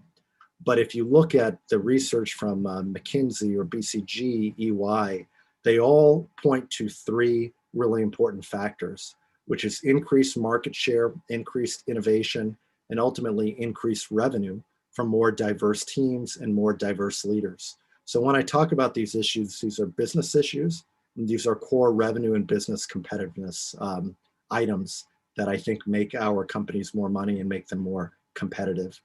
On the corporate board representation front, we were the only major business organization that came out to support AB 979 last year, which mandated racial diversity on publicly traded corporate boards in California. And we have several efforts related to diverse board networking and placing individuals of color and women, in particular women of color, on corporate boards for our member companies. The next issue that I have on the list, but I can stop there, I guess, if folks have any questions around those initiatives we're working on or would like me to dive in more detail. I don't want to just blow through the list I've got here. Thank you, Mr. Thomas. Does anyone, yes, I see a question from Mayor Flygor. Thank you, Mariko. And Ahmad, let me just say welcome and thank you so much for joining us. I was so happy that Andy was able to arrange to have you speak to us today. And I'm very impressed with what you've already accomplished only in 7 months. I remember when you met with Chappie, Rich, and myself, you had this vision, and just to see you push a lot of those things through in such a short time has really been impressive. My question, so you're meeting with the Cities Association. I'm wondering, how can we partner with you? I will say Carl did a really good job of partnering with a lot of city council members on different initiatives, a lot of advocacy work. And so how can we as council members partner with you? And as you know, a lot of your members, SVLG members, have offices in our cities. So how can we partner with you on any of the initiatives you've already mentioned or other initiatives? It's great to see you and thank you so much. A wonderful question. And it really hits at a real challenge for me, right? So in these first few months, I've had 160 meetings, something like that, with member companies, right? It's been very focused on just getting to know the people I represent, and meetings with many of you, trying to get as many. I think we've done a little over 100, maybe about 110 meetings with electeds in that period, and being able to do it via Zoom is helpful. So part of this is me learning your priorities and learning where we can better engage. The two issues that come to mind for me, at least immediately, and I'm lucky, I have a wonderful staff. You all know many of them, and they really do a great job staying in touch at the local level and kind of the ground floor. But the two issues for me are the diversity and inclusion work, and then secondly, it's related to affordable housing. Where there's an interest to really look at our cities and municipalities as innovation labs, look at innovative ways of financing infrastructure related to leveraging impact dollars, institutional capital related to ESG and high impact work, of which a lot of affordable housing projects can qualify. Those are discussions I'd love to have, even if it's just for a small scale project that can set a template potentially for larger projects in the future. And then the second issue related to the diversity and inclusion work, any show of support for 25 by 25 in particular, that's the major kind of initiative we've rolled out, is greatly appreciated. Whether it be your day job or contacts you have at companies who you believe, or executives who you believe would be good fits to hear about what we're doing, or whether they're public statements of support related to our work.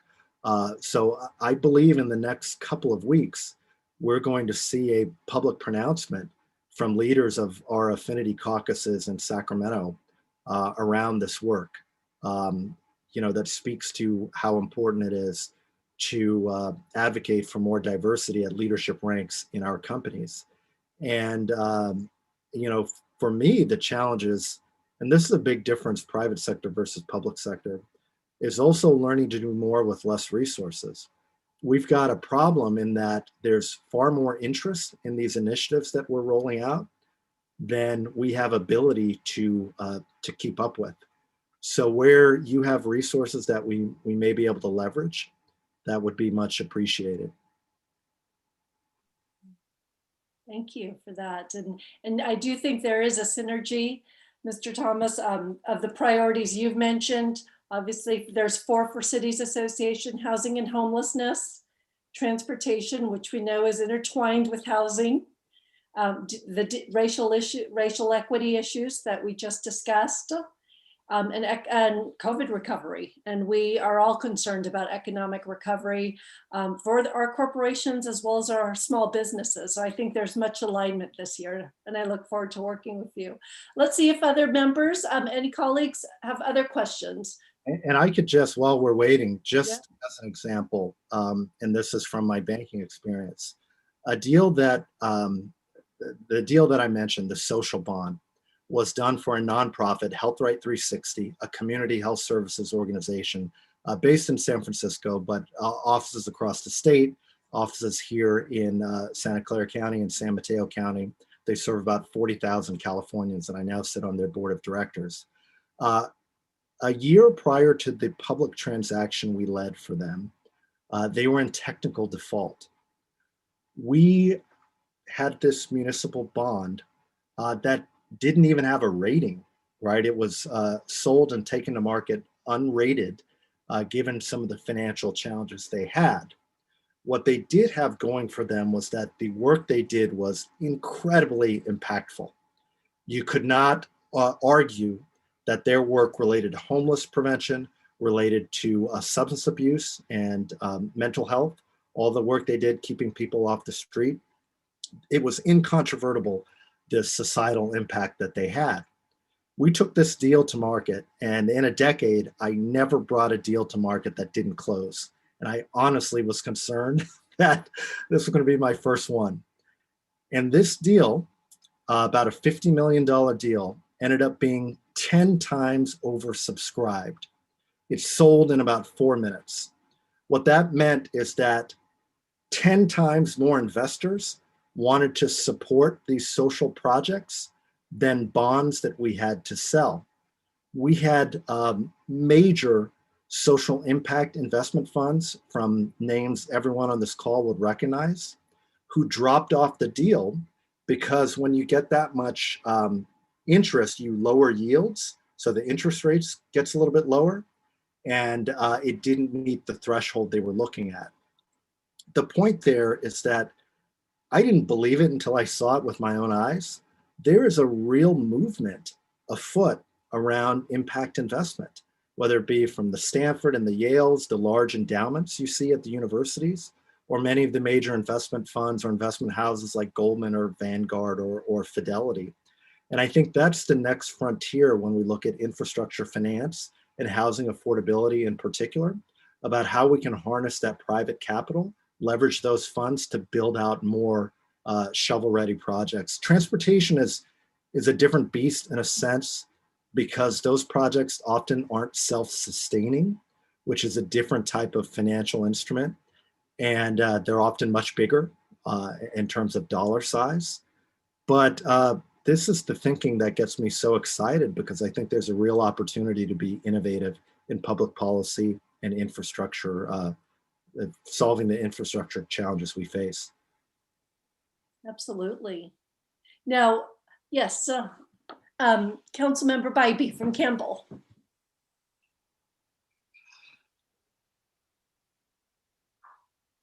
I have your hand raised. Sorry, I must be raised by in error. I'm sorry. Oh, okay, no worries. Councilmember Montano from Milpitas. Great to meet you, Mr. Ahmad. I've heard great things about you, but I finally get to meet you in person. Well, in person, virtually. So, my question to you is: first of all, I'm a retired school teacher, elementary school teacher, and I didn't hear you mention education. You know that there's, as you know, many companies are lacking. Well, actually, it's hard for them to find qualified engineers and folks in the area in California. So many, they have to go outside to different countries and bring in some engineers and so forth. So how would you, what is your role in bringing in or elevating the educational gap? So closing the educational gap in the digital divide? Yeah, there are a couple things I'll say there, and it's nice to see people virtually, but it's funny, and my comms director tells me this. I guess because of my setup, and a lot of these I do in a basement office I have away from my kids, I look small when I'm actually tall, and people, I saw someone in person socially distanced, and they couldn't believe it was me, I guess, because I look different on the Zoom. So hopefully when I meet you all in person, we'll still recognize each other. But on the education front, very serious topic. Two things I would say. Our biggest initiative related to that is the Community College to Career program. We've rebranded that a little bit, calling it Higher Learning, H-I-R-E, the Higher Learning program. That's where we work with every community college district here in Silicon Valley, trying to place graduates in jobs or internship with our member companies. There are over 30 of our companies who are engaged around this. Probably most active, well, a great example I would use is Tesla, where they have jobs for, they're auto jobs, but they're actually coding in very computer specific roles. It's not, what we would think of a mechanic 20 years ago. It's a very high-tech type of employment, and it doesn't require a 4-year degree. So through these partnerships, we're able to match the community college graduate and the employer need, which, I hope we can really put that program on steroids. We have Judy Miners on our board at Foothill, and she's been a great thinker for us in trying to expand that program. But that is the most direct, I think, direct initiative that we have that I'm focused on related to employment and talent. We do a great Young Leaders series at for underserved schools. Those are for middle schoolers, but that's a little bit further down the line as those kids develop. For the digital divide, we've partnered with EY, and I know San Jose has done a lot of great work here related to donations of devices that can be refurbished. So many of us, we take it for granted if you have an old computer or an old laptop sitting around, but it can get wiped and cleaned up, and it can be put to use for a child who may not have a device. And that program has been led by Ibi Kubo, who heads the EY. He's the managing partner at EY San Jose. And that's been a very good effort to date that we want to continue encouraging participation in. I think the deeper question about education and opportunities with our companies, it's something I'd want to engage in, at a deeper level, because the pipeline issues, I don't, specifically when we look at diverse talent, I don't believe there's a pipeline issue. You hear sometimes, or you read commentary about challenges finding Black and brown talent, whether it be for roles here in Silicon Valley, or more particularly, I'm talking about board or executive roles. And I just don't believe that's the case. Now, the question is, does that require maybe more hiring in Atlanta or New York, Chicago, Detroit, wherever it might be, and utilizing more hybrid work formats? So individuals who don't live here and couldn't afford to live here might be able to work in Silicon Valley. All of that will probably need to be on the table as hybrid forms of work are developed. And it's something where we're keeping a close eye on best practices. Great, thank you. Thank you. Mayor Shell of Saratoga. All right. Thank you, thank you, Chair, and thank you, Mr. Thomas, for joining us today. I hope we'll have a chance to meet in person soon. My question is, now probably you have heard this too, many high-tech companies are leaving Bay Area. Is your organization doing anything to address this? So this is kind of a concern to us right now. Yes, I don't know if you have the amplification yes mark, but yes, this is a huge priority for us. So there are a few things, and maybe just a comment. Mayor Liccardo actually wrote a really interesting op-ed about this just a few weeks back. And there's this notion, or I guess a circumstance, where you have companies that are actually expanding and doubling down on investment within the region, or investment in San Jose, for example.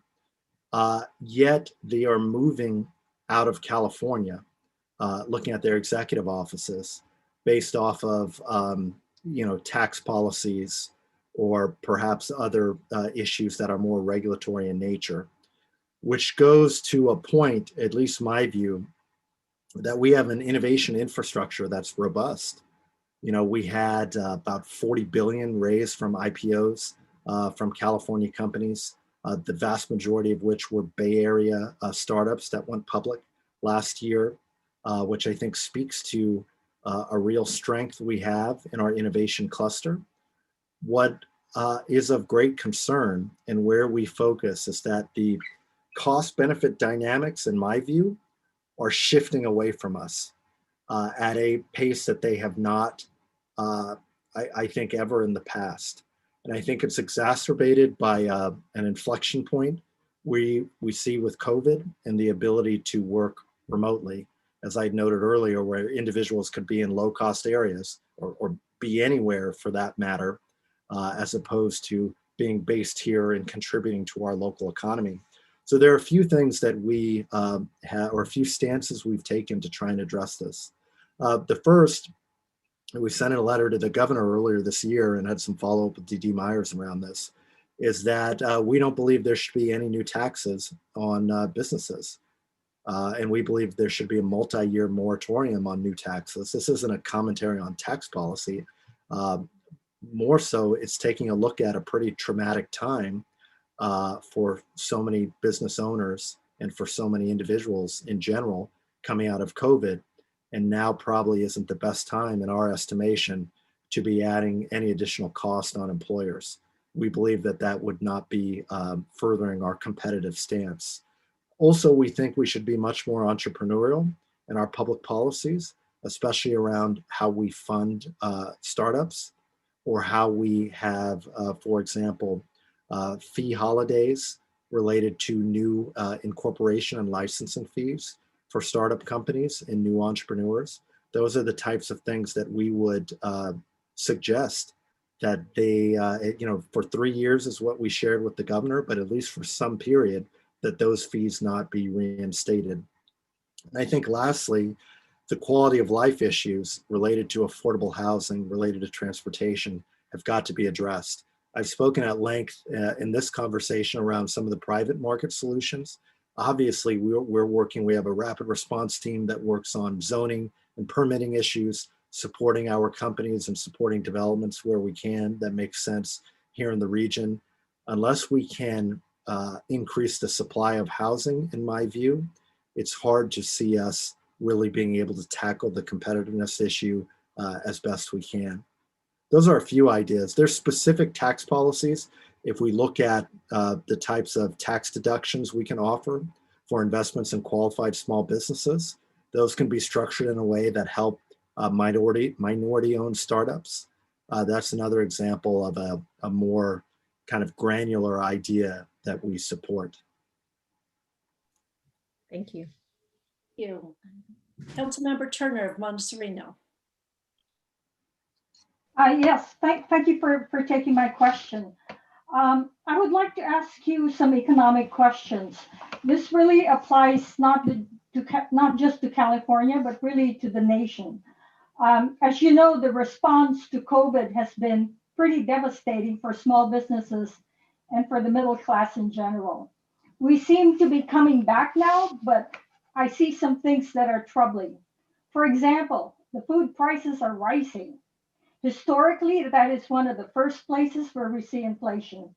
Last year, we heard stories about crops being plowed under and livestock being destroyed due to COVID. I think those things can take many years to recover. We also see raw material prices skyrocketing. Lumber has more than tripled. I'm trying to put up a fence and it's costing me $15,000 to put up a fence. Copper has doubled.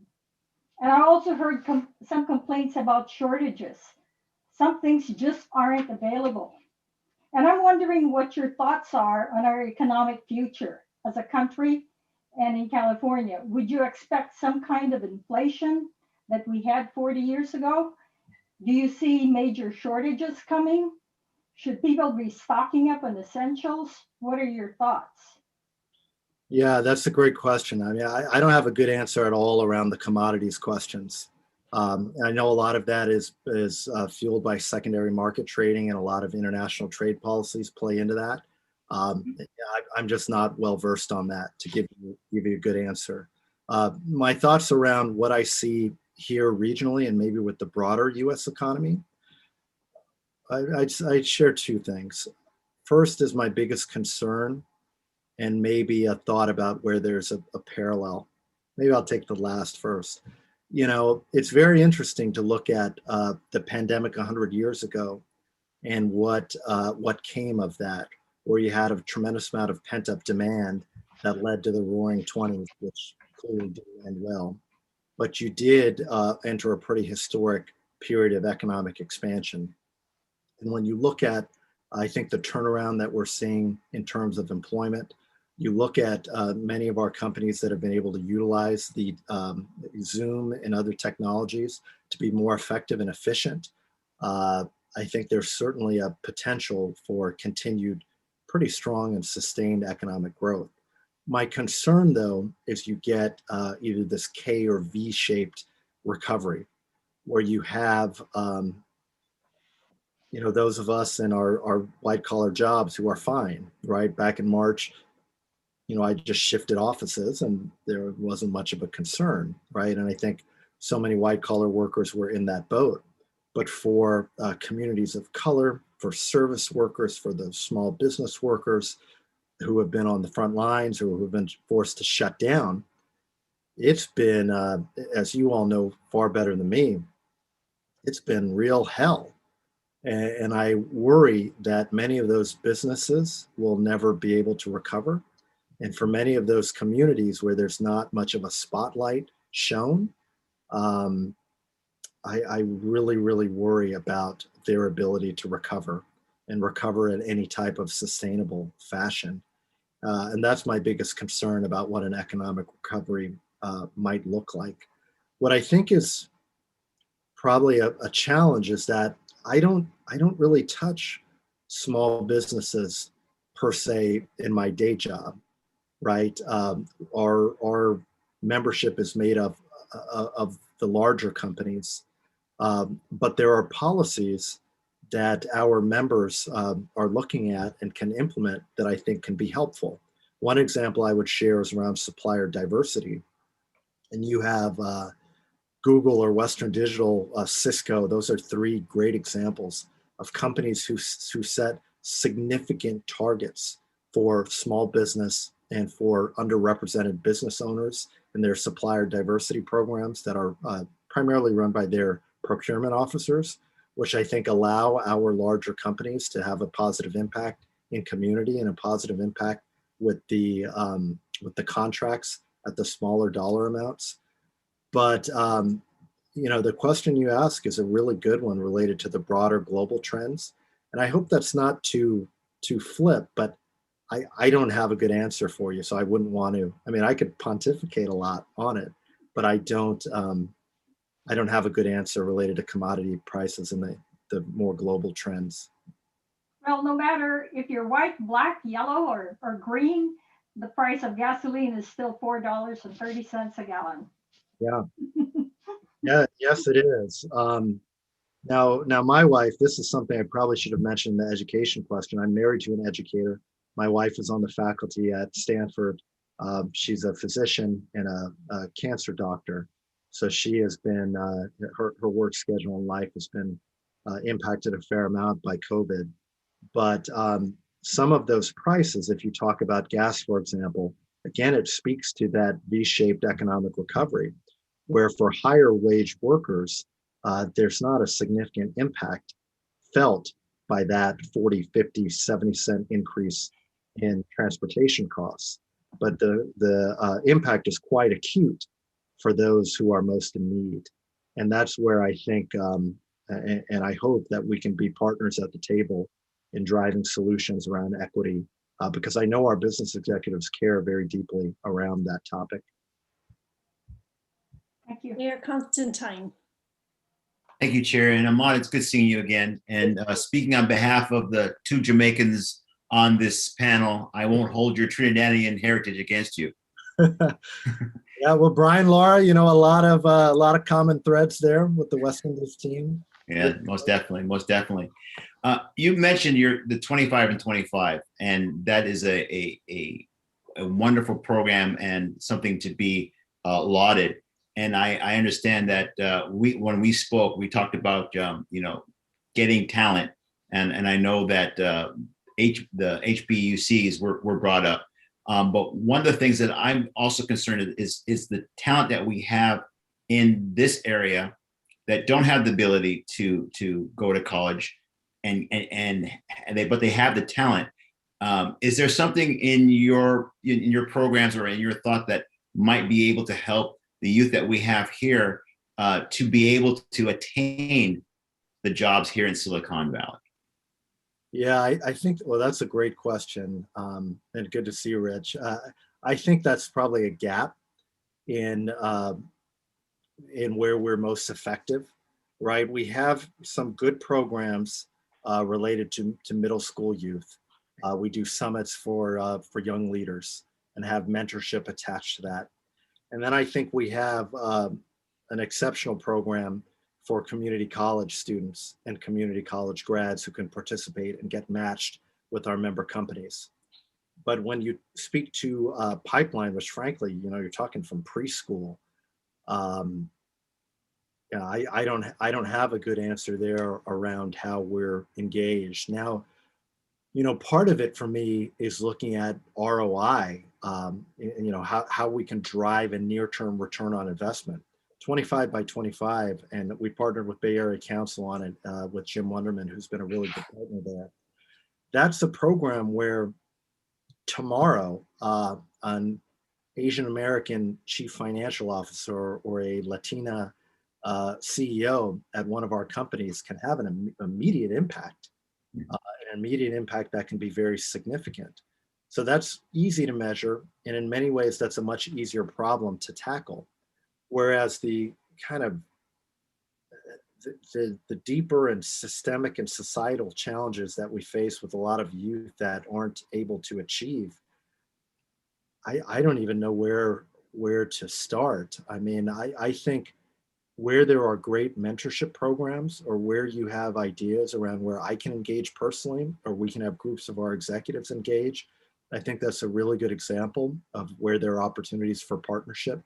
Because as I shared at the outset, I try to be pretty open with folks about what we can do and where I see our effectiveness and where there's probably more work to be done. And that's not an area that I can sit here and tell you we've been very good at being engaged around. At least under my leadership, it's not a place where we have a tremendous amount of resources placed beyond the policy work. Now, in advocating for policies that are accretive here, yes, but I think in terms of boots on the ground, there's probably a fair amount more we could be doing. Councilmember Mock.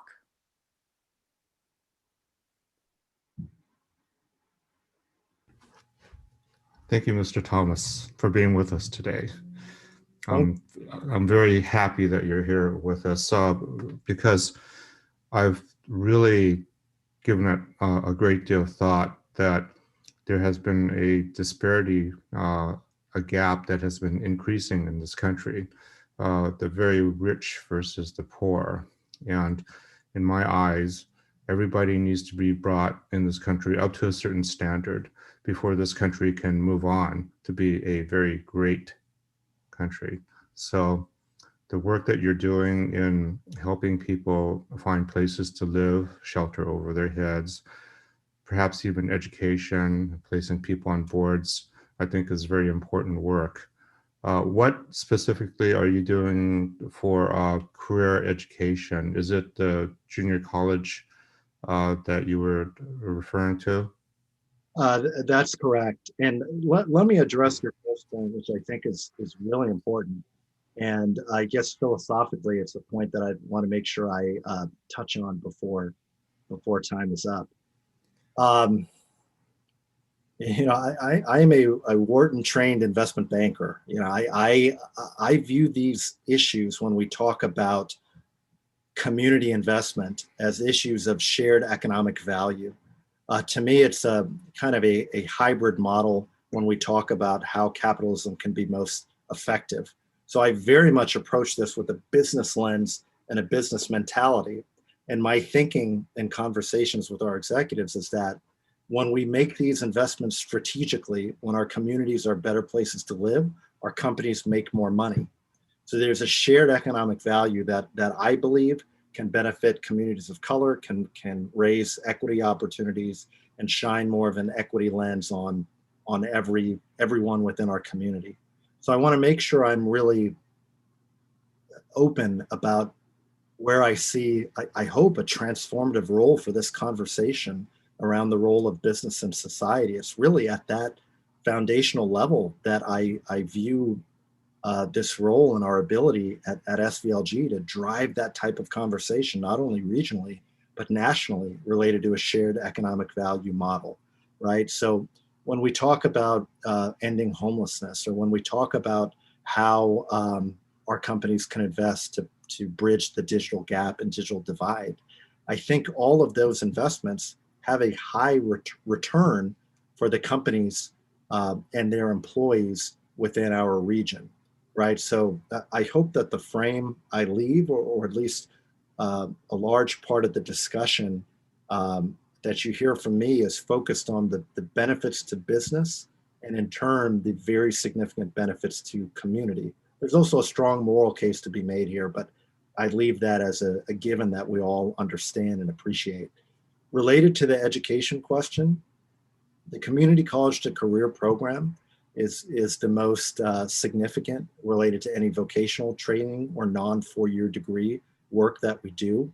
But again, I'd note that that's an example where if there's a great program we can partner with, or maybe you just say, hey, these 4 companies are headquartered in my district. Can you introduce me to their chief diversity officer or their chief procurement officer, or whoever it might be? And that's the stuff we love to do because we can be a bridge between government leaders and business leaders, which is at the core of where we add value for both sides. So I think that there are types of corporations where if they make a profit, a certain percentage of the profit goes into specified charities. And those charities could be donor advised charities, for example, where people can choose what the charities are. And I was wondering whether or not you have experience in that area since you have been in finance and whether or not you're attaching yourself to those areas at this point in time.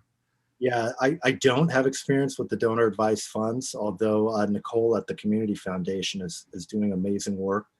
She's also got West Indian roots and someone who not only I like a lot on a personal level, but someone I've been learning a lot from. I have experience with the large institutional accounts, not any retail, but institutional impact funds. And all of those invest within an ESG, environmental, social governance rubric. Donor advised funds, as I understand it, through retail investments, can allocate dollars in that way. I don't believe it goes through the institutional funds, but I don't know the answer to that. Again, thank you very much for your effort. Yeah, thank you. Councilmember Filsath? Yeah, thanks very much. Mr. Thomas, welcome and congratulations. And thank you for stepping into this, and you're stepping into a really rich and hollowed legacy with the leadership group there. I myself, I didn't come from the Bay Area, but I started working here 40 years ago in the semiconductor industry, just about the time that David Packard founded the Manufacturing Association. And those were what I guess I would characterize as the waning days of the iconoclastic and irresponsible youth of the Silicon Valley, which, I worked for an outfit that called itself the Animal of the Valley in those days, and I'm not sure anybody would do that. I think we've grown wiser than that. But, those were the days in which, the rowdy iconoclasts of Silicon Valley sort of felt like, we don't need any stinking government. We leave those guys to their own devices. We're going to do our stuff. And I think, your founder, David Packard, thankfully had the wisdom and foresight to see that, that really was not really going to be a good thing in the long run. And as the Valley grew and matured, then it was going to be important to have a seat at the government table. Because if we didn't, then eventually we'd be on the menu. And so the Manufacturing Association was the vehicle to do that. And I think it's done very good service all these years in advocating the interests of Silicon Valley in the larger spheres of government. And I think if you fast forward today, there were challenges in those days, and there's different ones today. And most of the ones that you're talking about, sort of the lower bar of the K, affordable housing, transportation, closing the digital divide, and so forth. All those things are going to take investment, and lots of it. And as an investor, you understand that in order to grow, you got to invest. And we can continue to bootstrap it ourselves, and certainly we can do some of that. But if, in fact, the economy of Silicon Valley is so all-fired important to the state of California, which it is, right, and to the nation as a whole, then by gosh, I think it makes sense that those folks ought to be co-investing with us in a lot of those kinds of things, in the infrastructure to merge the bars of the K. And I hope that the leadership group will continue its good work of being the tip of the spear and the advocate for that in Sacramento on behalf of the Valley in Sacramento and Washington, D.C. And I hope you folks will, continue to make that a priority and a focal point as we go forward, because it's critically important, and we'll do a lot of good. Thanks. Yeah, thank you. And I appreciate that very much. And there's one key word that I picked up there, which was the term investment, right? That's the way I look at these dollars, as an investment, whether they be infrastructure or related to any of the issues that we've talked about today.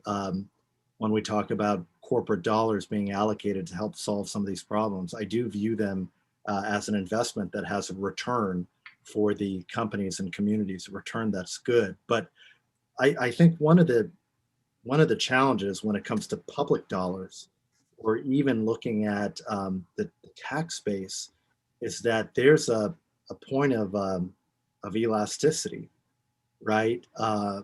And I think we are getting to a point where we're almost by necessity being forced to be more innovative, because once you hit, you've got to find ways to raise the capital to address the problems we've talked about and fund the investments that we've discussed. But I think that there are real limits on the ability to do that via public dollars and public budgets and general funds, as you all know very, very well. Vice Mayor Chow? Oh, hi. Hi, thank you for, you have impressive background. Thank you for leaving private sector to join Silicon Valley Leadership Group. Looking forward to working with you. I do wonder, are you as tall as Carl? Because I always have to look up to him. As I'm short. 6'2.5", 6'3", I guess, in my shoes. So I have two questions. First, my background is in computer science, and I've been volunteering to teach coding at high schools. And I found there is a huge disparity between high schools in Silicon Valley. And some schools, not only, there is not much interest for taking computer science class in high schools, but also they don't have teachers. And I wonder if the companies here could help fund CTE education and tech education in K to 12. That's the first question. Do you want me to do the second one also, or would you like to respond? A quick answer to the first one. I'd love if you could follow up with me around any specific programs. I can match those questions with our education staff, because there are a variety of programs that I know, especially some of our larger companies have funded around technology education. They'd be able to provide more detail there where helpful. Okay, that's great, because it's just too much easier to find other higher paying jobs for someone who can teach coding here. So that makes it challenging to find teachers. And the second question is, I find the reason that we are seeing higher and higher housing costs here, part of the reason is we have corporations who would rather import talents from East Coast, from foreign countries, rather than invest in our local youth right here, starting from K to 12. For example, when I heard someone from Brown University, 50% of their graduates come to Silicon Valley. So, but then our corporations are paying them much higher wages to attract them to here to compete for housing that in some way drives up the housing prices. So this is a wild idea. What if for every person that's imported from outside of this area, the company invests a portion of the salary to local youth, or provide the internship for the same number of youth, so that they can get an entry level, get started with this. Yeah, thank you. Yeah, it's an interesting idea. I mean, to me, the housing crisis at its core is a supply and demand issue, right? Where we just don't, we have a demand that far outstrips supply. You know, let's assume we've passed COVID, right? And people are able to travel and Partly, but your economics background, right? You know that the price of a product is a lot of times not supply and demand, but if people are willing to, there are people who are willing to pay higher price, the price would go up, right? And then if the corporations are paying importing people, paying them 20% higher than the people here, that's going to drive up the housing regardless of the demand. So that's just market economics. Do you think that demand here so far outstrips supply when you look at housing production or housing production on an annual basis, for example, especially for more affordable homes? There is definitely a shortage of affordable below market rate housing because there has been a lack of funding from the state, and that's different from market rate housing. I think market rate housing, the price has been going up because there are simply people who are able to afford higher prices. Well, anything we can do for more production, I'm fully in favor of. I mean, I believe that, you know, clearly it's not a panacea, but I really would like to be an advocate wherever possible for more housing and for more affordable housing, certainly. Thank you. Councilmember Watanabe. Thank you, Chair Sayak. Good evening, Mr. Thomas. It's nice to see you again. We talked earlier this year and had a great conversation with you and your staff.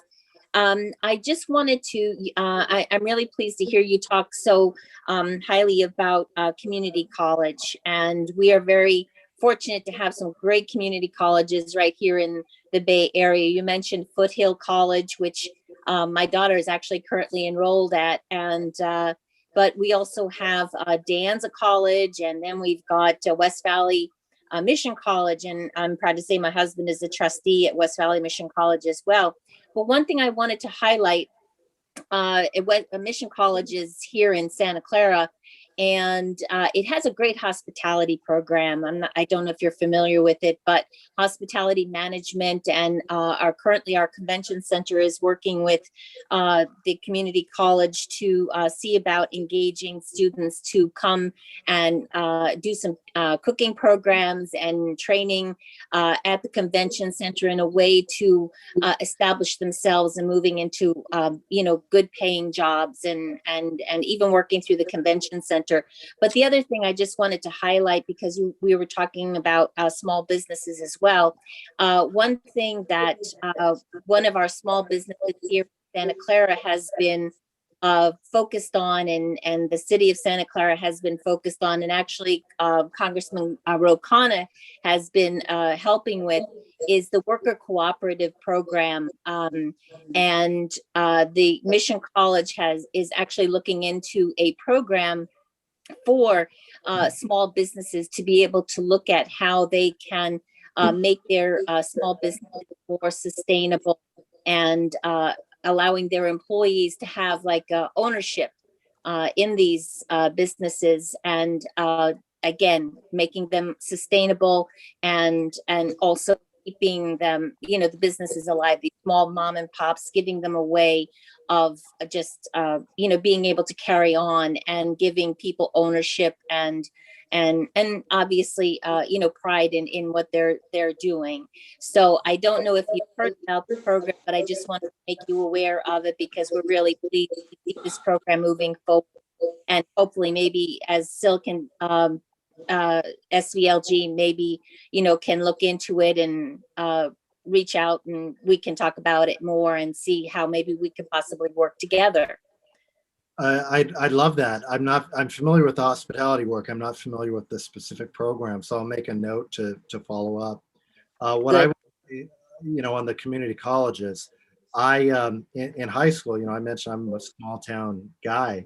I went to Allen Hancock in Santa Maria and Central Coast to take classes because we didn't have the AP classes. This was over 25 years ago, but at my high school. So I could go to community college as a 16-year-old, 17-year-old and take a lot of great courses. So I had almost one semester, I think it was about a semester of college that was done, English 101, for example, that I was all able to do via community college at great community college prices, which benefited me tremendously. And beyond that, I was better prepared when I graduated high school and went to college. I'm a huge supporter of the value community colleges have. Thank you very much. Yeah, thank you, Kathy. Vice Mayor Montano. Thank you, Chair. Ahmad, I heard earlier that you have this great Young Leaders Program. Is that to target middle school students? It is. That's correct. So we've, in the past, we've had a Young Men's Leadership Summit and a Young Women's Leadership Summit. We're going to change that. So it's a Young Leaders Summit with men and women. But I can make a note here, or boys and girls, I should say, they're young. I'll make a note here to follow up with you. I would be glad to give you more info. We do that in the fall. That's usually November or December. Great. I'm glad that you're investing in our youth. And I heard you earlier say, just I'm going to take you up on that. You said give you some names or some groups. So there's the Jose Valdez Mathematics Club or agency. They're a nonprofit, and their goal is to teach mathematics to create engineers for the future. And it's called the Jose Valdez Mathematics. And the other one is Engineers for Tomorrow. And that one is, I serve on that board, and that one we target middle school kids to inspire them to become engineers. And these are African-American students and Latino students that don't have the opportunities to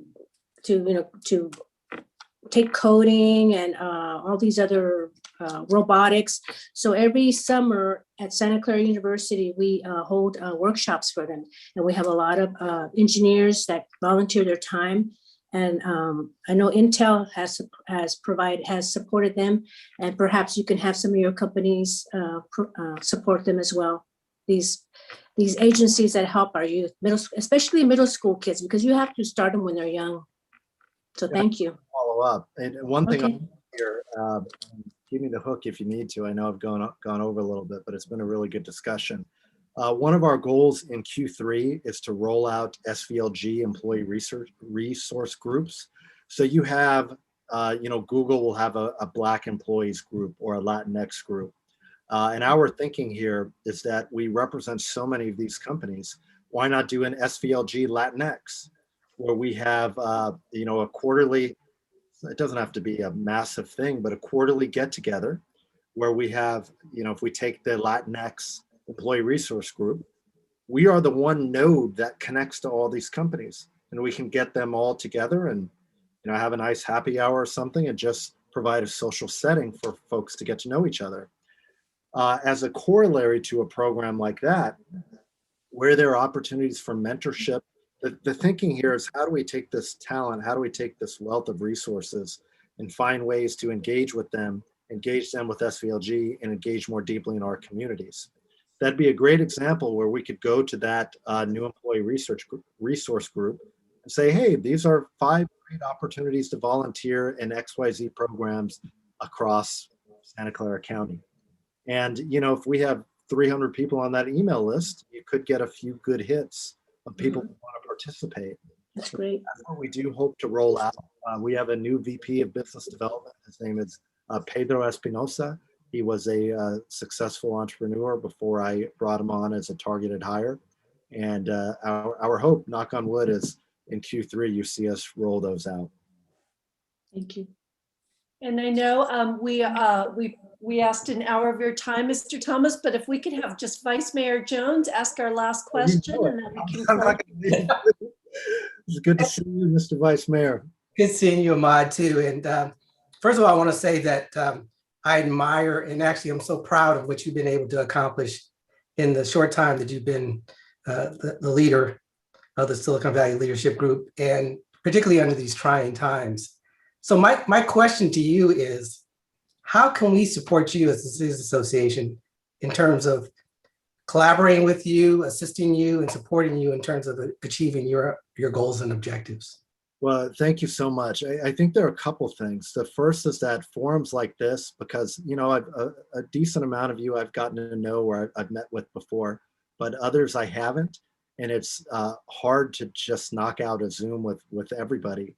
But where we can come and have a closed door conversation and really get great feedback around what we're doing that adds value or what I'm doing that's not good, that's extremely helpful. And second, as a corollary around that, is that the relationships where you have a piece of legislation that you think is in line with the things you've heard from me today and we should be supporting. I often don't have those relationships at the local level. We have a staff that tracks it very closely, but I often am not personally engaged, and I would love to be more personally engaged here in the region. So where you can reach out to me or my team and say, hey, we've got XYZ we're trying to do around affordable housing. It really comports with what I heard you talk about. How can SVLG step in and be engaged? That would be of great help, because I think there's actually a real dearth of, innovative thinking, not innovative thinking, but pushing the envelope in terms of where we might be able to find really innovative pilot projects. And I know you have some examples in your district, Chappie, but those are the types of efforts that I'd really like to be engaged in. Because when there's a successful template, it can be a value here in the region, but also be broader to the state and the nation. If you look at, the Google project downtown, now granted that was years in the making, but I think that's an example of a pretty path-breaking approach where you have the community reinvestment, the investment fund attached to that, and the commitments around affordable housing. I think that's what we're capable of doing together, and where there's an opportunity on smaller scales to do things like that, I'd love it if folks would think of me and bring me in. We definitely will take you up on that offer. Before I close this agenda item, I would like to invite those in our public who would like to speak. I see one hand. Roland LeBrun, you have 3 minutes. Welcome. Thank you, Madam Chair, and good evening, Mr. Thomas. It's a real pleasure and a privilege to meet you virtually in person, shall we say. There's a couple of comments that you made that really, really resonated with me. The first one, you talk about cost-benefit dynamics and the ability to do more with less. But then you moved on. And you talked about the challenges. You talked about the challenges of delivering self-supporting infrastructure. And moving forward, what I would really like for the leadership group to do is to initiate a study of profitable infrastructure systems. And I can give you an example right here in our backyard in Southern California, is to study the economics of the high-speed line between Southern California and Las Vegas. And then moving on to Europe, I can actually point your staff to examples of lines similar to Caltrain, which are essentially money printing machine. And then when you're done with your report, I think it'd be wonderful if you could bring this back to us in the Bay Area. Thank you. Yeah, that's great feedback. It's definitely something, I don't know what type of large scale report that may be in the cards, but it's definitely something that I want to study more deeply. One, study it from an economic benefit standpoint to get updated dollars or updated numbers about X dollar of investment on said infrastructure project creates Y in economic benefit. I think if we were able to do something like that in an updated fashion for the region, it'd be of high value. But beyond that, Europe is just so much more advanced in terms of the private funding of large scale infrastructure. I think there's a lot that we can learn there, but there's also a much more mature market when you look at capital funds and assets that flow to those projects in Europe. So I don't know if it's an apples to apples comparison, but definitely a lot of lessons to be learned. Thank you. And would anyone else from our attendees like to speak? Seeing no hands raised, I will close public comment. And again, Mr. Thomas, thank you very much for spending so much time with us today. We look forward to having you come back and continuing the conversation. Well, thank you. You all have been very kind. I hope 7 months from now, people are just as kind. After, the honeymoon, you get a honeymoon for, I guess, a little bit of time. And I do mean it, that I really enjoy how much support I've had from all of you. It means a great deal, and I appreciate it. Thank you. Have a good evening. Thank you. Okay, so we will now receive committee reports under agenda item number 3, starting with our Legislative Action Committee. I know Chair Constantine, you met prior to this. Yes, that's correct. And we had a great presentation from Assemblymember Berman, who talked about Assembly Bill 1091. And we also had Chair Hendricks from the VTA. And as most of you know, we went a little bit over, but it was a good conversation, and we look forward to further discussions on that bill. Thank you. And Racial Justice Subcommittee, Vice Mayor Jones. Oh, so we have a meeting scheduled for tomorrow, so I will be able to give a full report at the next meeting. Thank you. Can I just make a comment too about the Racial Justice Committee? Last month on the board, consent calendar was just the copy of all the committee assignments. And at that time, we were looking at expanding the Racial Justice Committee. And so the Racial Justice Committee has been expanded to be the executive board now. And so those meetings are noticed on our website. And also with the addition of Steve Preminger on that committee as well. Thank you. And are there other committee reports today, Andy, or was it just that? That's it. The other committee that I want to let everyone know that met today was our JPA committee. It's our committee that's working on our organizational status. And for those of you know that our organizational status of the association has been under review for about 3 years.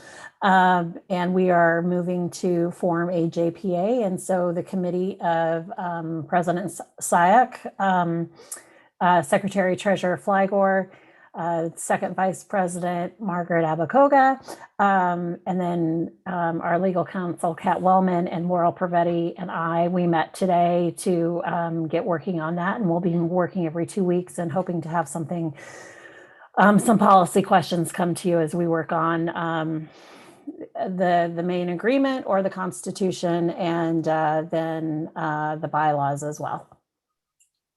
Thank you. And are there any public comments to the committee reports?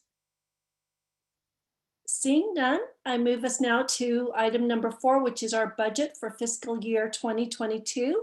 I will ask Treasurer Flygore and Andy to lead us on this discussion. Do you want to go first? Thank you, Chair.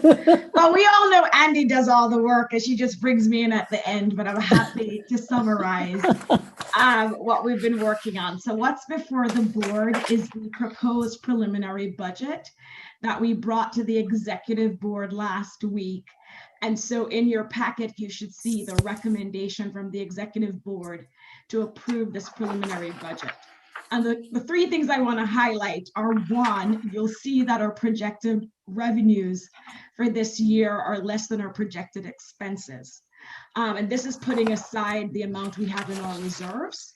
And one of the main reasons why that's the case this year is because we anticipate an increase in our legal fees because of a couple of different things. And so because of that projected increase in legal fees and a couple other items, we do expect our expenses to exceed our revenue for this year. So in an attempt to offset that budget shortfall, the executive board looked at a couple options. One is we considered increasing the dues from our cities. This year, it could have been a one-time thing or a permanent set of fees, and the executive board voted to not recommend increasing the city dues. Another thing we considered was seeing if cities would be willing to use some of the American Rescue Plan dollars that I know we're all receiving, again, as a one-time donation to the Cities Association to offset that budget shortfall. And we decided as an executive board not to recommend to the full board to do that. And then the third thing we considered was we have our reserves, which is above $90,000, which is to take some of our reserves and put it in our revenues for this year, just a one-time transfer. I would like to remind everybody that a couple years ago, our reserves were set at 6 to 9 months. The board last year took a position that we would bring it down to 3 months. And so where we are right now with our reserves, it definitely exceeds 3 months. But with making this transfer to offset the budget shortfall, it would actually make our reserves less than 3 months of our operating budget. But the executive board believed that this was the right step for us to take this year in order to offset that budget shortfall. And so we recommend, to the full board to approve this preliminary budget. And we do bring this back to you in June. And so Andy, please feel free to add to anything I missed or misstated. And I know that other members of the executive board may have things to add as well. So we have unanticipated expenses this year and next year due to legal fees. And it is possible that we may need to come back to you with the budget the way it is and to perhaps ask for like a one-time just a one-time assessment to offset these legal fees. So that is another option that we could take. And I have, since the executive board met, I have started to receive some of the bills. And so this is going to be a problem that we're going to have to address. Right, because we estimated a certain amount. Yeah. But as Andy's saying, we may need to come back if we realize that the legal fees are actually more than we're currently estimating. Correct. And I just wanted to add, we, in our bylaws, we have to provide a preliminary budget by April 15 with a final budget no later than June 15. And that preliminary budget, when approved, would go to each of our member cities so that each of the cities can see if there is a shortfall, where exactly that shortfall is going and why. And so I did want to provide that. There's another further layer of information that will go to each city.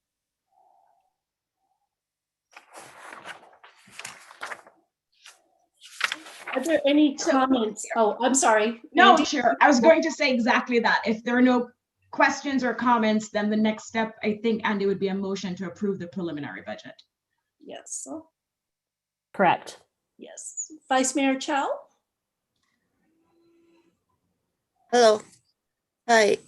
So I'm trying to understand the report says there is a $76,000 of shortfall with an increase of attorney fee from 20,000 to 50,000. So that's a 30,000 increase in projected legal fees. Then that brings the shortfall. So I'm just wondering where. I couldn't figure out where the 36,000 comes from. I assume 30,000 would be from the projected increase in legal fees. Then where is the other 46,000? What caused the shortfall? So we take in less revenues. The last year and this year, we're taking in less revenue than we are taking in less revenue, and we're spending more. So because we had more in our reserves and the board agreed to spend down last year. So our revenue really is mainly just from dues, and that's 162. And our expense totals here are 238, and last year they were 182. So the expenses is mainly where you're seeing the change will be legal. And to add to that, Vice Mayor Chow, and there were, if you look at the budget spreadsheet, you'll see there were a couple other areas too where we did some relatively small increases that all add up. The bulk of it is definitely the legal fees, but we increased some of the expenses line item. We allocated $1,200 for an owl, and Andy is much better at explaining what the owl is, but it's an equipment that would allow us to have a hybrid in-person virtual meeting, which we're anticipating as we come out of COVID. So there were definitely a couple line items that the executive board looked at, and based on what we expect this year, we did some relatively small increases. Right. So how much was the projected legal fee last year or this year?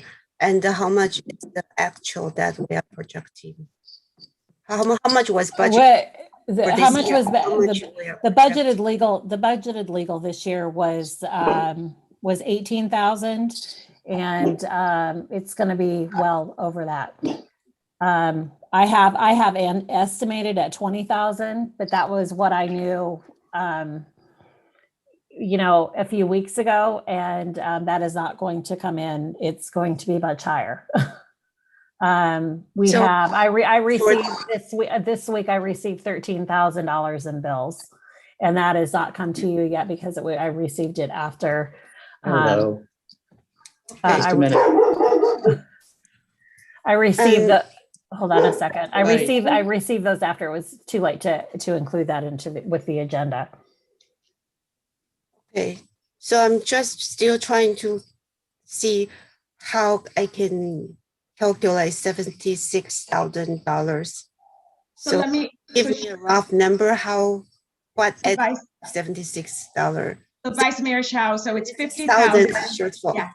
So 50,000 for the legal fees. You'll see on the spreadsheet that's in the packet that we also increased the budget for a membership dinner in December, because last year we had a virtual event.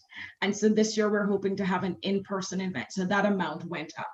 We also increased the office personnel budget, expense budget. That's because we anticipate needing more supplies this year based on what happened last year. As we mentioned already, we added a $1,200 line item for the owl. And what else do we have here? So there were a couple different line items. Okay, so I understand now. So the ones that's listed there, it adds up to about 46,000. So that makes sense. Okay, then I have a question regarding, so do we expect to have an attorney present in every meeting going forward? Because I called the city council member in San Mateo County and one in Alameda County. Both of them for their county level association, they don't have attorney present at every meeting. They said that they are not making any decisions at these meetings that require an attorney present, as we do in city council meetings. So I would like the executive board to reconsider this decision that somehow cities association require an attorney present. So if we do, then I would like to know which decisions we do make require such presence, since that seems to be the reason of driving up the cost.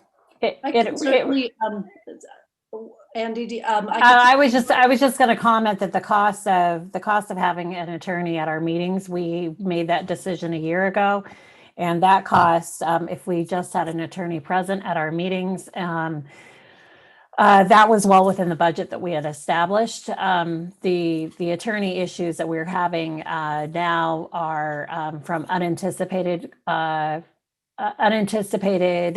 circumstances that require that you all dealt with in a closed session. Okay. And then, potential litigation. If there's any further discussion on the the third party attorney fees, I think it's best that we handle that through Ms. Weldman, because there are certain limitations on what we can discuss. Kat, is that okay? Yes. Is there anything that you want me to comment on now? Okay, great. No, I think if there's just any further questions on those fees that I'll pull you in and then we can have that, Vice Mayor Chow. Okay, thank you so much. Yeah. Of course. Yes, Ms. Pravetti. Thank you and good evening, everyone. I just wanted to give you a perspective from your city managers. And I really appreciate that the executive board wanted to keep the dues stable. That's very helpful with our budgeting. However, I think since we do have a requirement to disclose the preliminary budget with all of the cities, if it's appropriate, I think letting them know that there might need to be an augmented assessment to cover unanticipated costs. I think the sooner cities know that, and maybe just a little bit of order of magnitude, maybe 2,000 extra, 5,000 extra. I think if we could put a pro rata number or whatever number is appropriate, then that would help all of our cities with our own budget planning. I would just hate for the Cities Association to get so far down the road with your own budget in June and then later say, oh, guess what? Now we need an assessment. So that's just a friendly suggestion for your consideration. Thank you. Thank you, and that's a good reminder. Any further questions on the budget? Okay, seeing no questions, I am going to turn to our public and see if there's anyone in our attendees that would like to speak on the budget. Seeing none, I'll close public testimony and I move to our board to see, is there a motion? So moved. Vice Mayor Jones moved. Do I have a second? Second. Okay, Mayor Constantine and Auden, it's the budget as presented. Can you please call the roll? Yes. Mock, Yes. Mock, I, Blankly. Blankly. We can come back to her if she is still present. Constantine. Aye. Constantine, I. Abakoga. Aye. Abakoga, I. Sayok. Aye. Sayok, I. Watanabe. Aye. Watanabe, I. Jones. Aye. Jones, I. Klein. Klein. Yep, aye. Klein, I. Bybee. Aye. Bybee, I. Chow. Aye. Chow, I. Montano. Aye. Montano, I. Philseth. Yep. Philseth, I. Zhao. Aye. Zhao, I. Turner. Aye. Turner, I. Flagger. Yes. Flagger, I, and is blankly available for a vote now. Okay, I will mark her as absent. With 14 ayes, the motion carries. Thank you.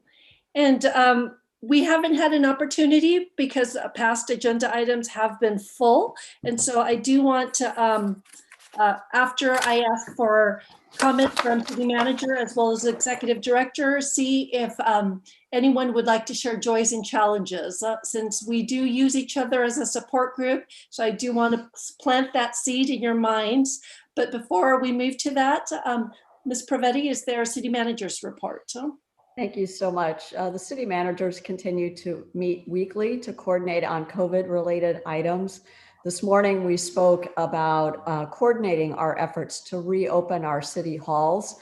I don't think anything's going to happen in the next couple of months, but I just wanted to alert all of you that we are trying to do this in a very coordinated way. So that way all cities and towns move together. There's a lot of factors in planning that is necessary to do this work. And next week, we're going to talk about telecommute policies and some of those technical issues associated with hybrid meetings, as Andy was and Mayor Flagler were mentioning, in terms of how do we technologically adapt to allowing some amount of digital participation as well as in person. Thank you so much. Thank you. And what we as Cities Association will do, we will follow the city manager's lead. And so as they begin their conversations of how to bring back live council meetings, we'll also begin those discussions amongst ourselves of when to come back as a group and have live board meetings as well. Andy? The only thing I just have a couple things to add that that I believe that Mayor Sayak was asked to represent the Cities Association on the Hate Crimes Task Force. Several other of our members actually represent their cities or a region on the task force, but Mayor Sayak will be representing the Cities Associations specifically. And the other thing is I will be out of the office next week. A little staycation, I guess. So she means that means all calls come to me, not her yet. Or Auden. Or Auden. And Steve, are there any county reports you'd like to share with us? No, we're just holding steady, trying to deal with COVID. We're frustrated that our supply of vaccines continues to be very, very low. And we know it's very frustrating to the residents of Santa Clara County, and we just encourage people to follow all the guidelines. I hate to say it, but masking and distancing still is important. And we'll be communicating as we learn more about the governor's plan to open up the state June 15th. We're not quite sure what that's going to look like, but we certainly intend to be talking about it. Thank you, Mayor. Of course. And so colleagues, joys and challenges, again, an opportunity to share your joys, challenges. Councilmember Mock. Joys are that the city of Cupertino and the city of Mountain View are having rallies for anti-Asian hate crimes this coming weekend. My challenge is that I can't be there because I'm in a hotel room stuck in San Luis Obispo now. So. You'll be there in spirit. I will be here, and I will be there in spirit, but I will be here away from where they are. And I would like to take an opportunity to thank Mayor Zhao of Saratoga for organizing the West Valley Rally. Thank you very much.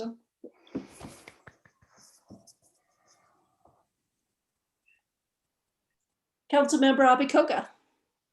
Thank you. Well, thank you to Councilmember Mock for plugging our Mountain View Rally, Stop AAPI Hate Rally on Sunday. It'll be a march from the Caltrain station up Castro Street, our main downtown drag, to City Hall, where we'll have the rally. We're focusing on youth voices, so we're encouraging young people to come and share their stories, although we will probably we'll have a few elected officials speaking too, but I don't think it, Stan, I think being in San Luis Obispo is actually a joy. Not so much a challenge, but we will miss you, but we know you'll be with us in spirit. And so, yes, anyone else who is available, please come join us on Sunday. And I also wanted to share another joy. Our fire department, our paramedics, have partnered with the county to provide mobile vaccinations.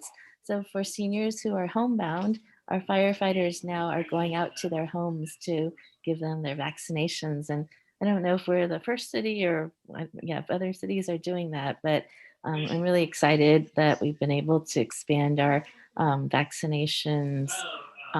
We have the center here in Mountain View at the community center, and now the mobile vaccination program. So wanted to share that. Thank you. Oh, thank you. Councilmember Bybee.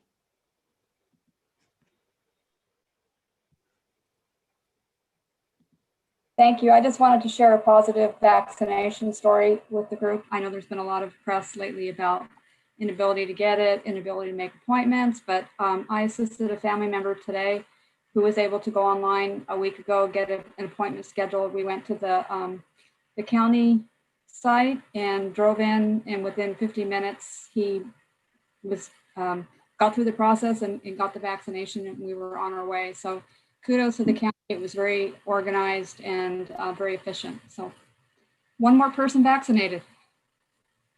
Thank you. Thank you. And any other members that would like to share joys and challenges?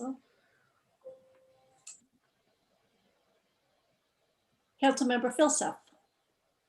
Go Bay Area Women's Hoop. That is a joy. Councilmember Chow. Hello.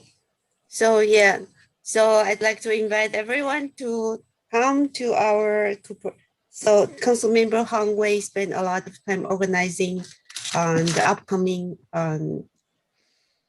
we will have a small parade after, so from 1 to 2 o'clock will be speeches, and at 2 o'clock we will be having a small parade. And I'd like to thank Mayor Yan Zhao from Saratoga. I couldn't go to that one, but I know that it has been very, very successful. So we are hoping that we'll have an even more successful one in Cupertino this Saturday. And I got vaccinated today at the Levi Stadium, and it was smooth sailing. And it was interesting. The nurse who vaccinated me came from Louisiana. He's one of the travel nurse that they, it was a really, really nice guy who is helping out around here. Yeah. So thank you for all the essential workers who are putting the effort day in, day out to help keep us all safe. Absolutely, absolutely. Okay, I now invite members of our public who would like to speak. It's verbal communications. I see none. And so if it's okay with all of you, I'd like to give you back 14 minutes of time this evening and adjourn tonight's meeting. Thank you very much.